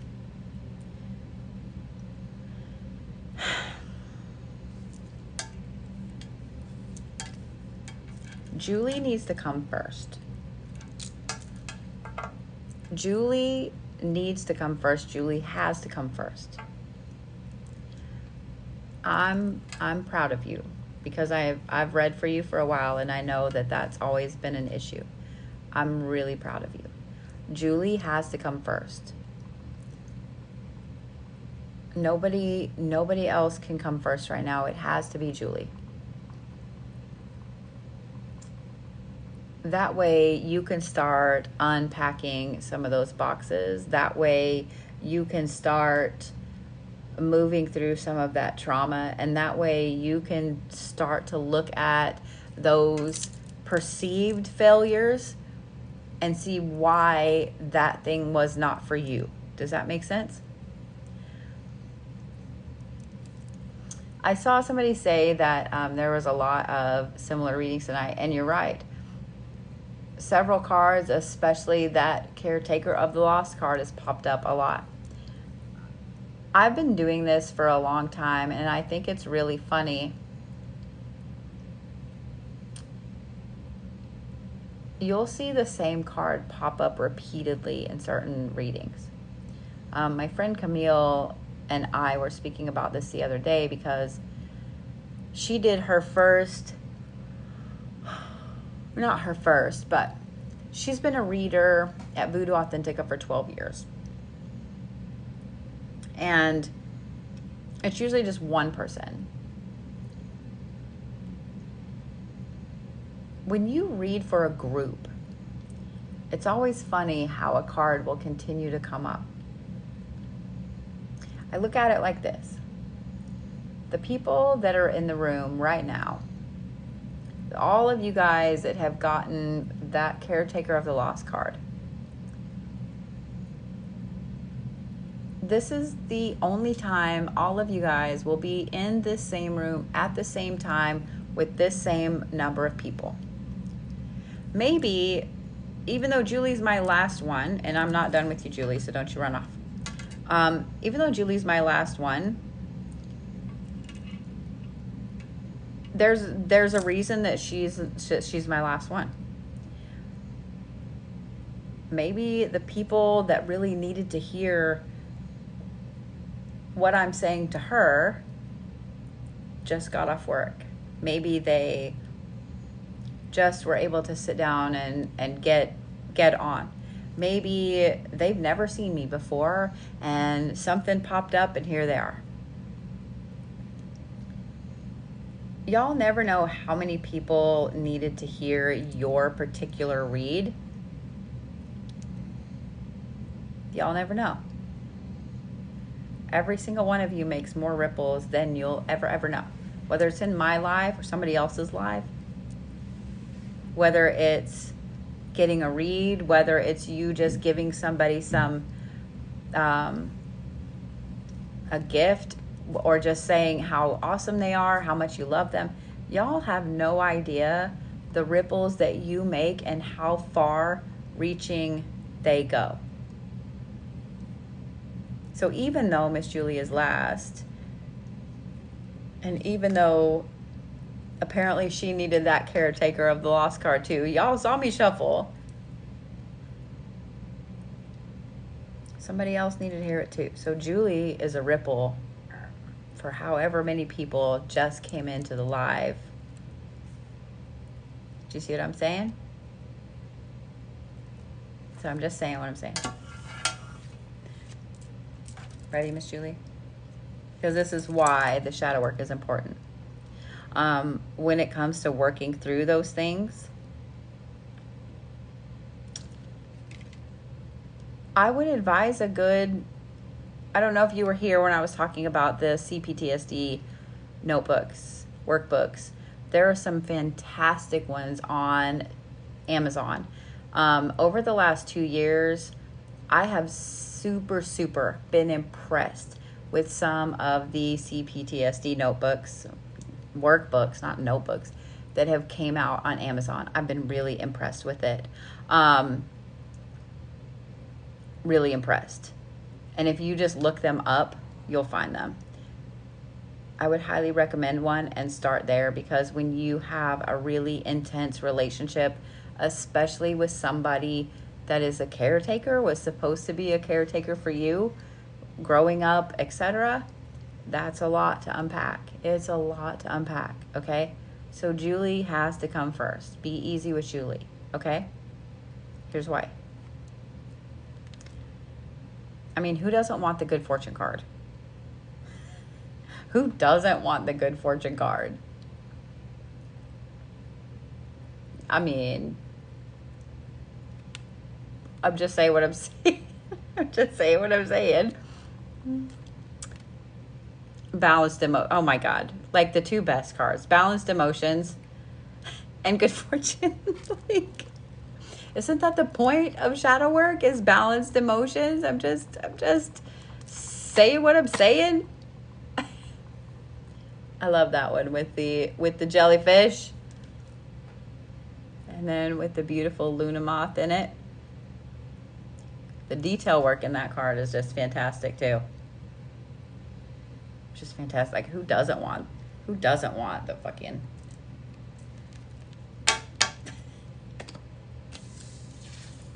I love doing shadow work reads. They're a little hard sometimes because it is hard to hear our own bullshit. Trust me, I know. I don't ever want to be called on my bullshit. So I know y'all don't want to be called on your bullshit either. You're welcome, Miss Julie, honey. And I'm proud of you. I'm proud of you. I know that you've been through a lot. So I'm proud of you.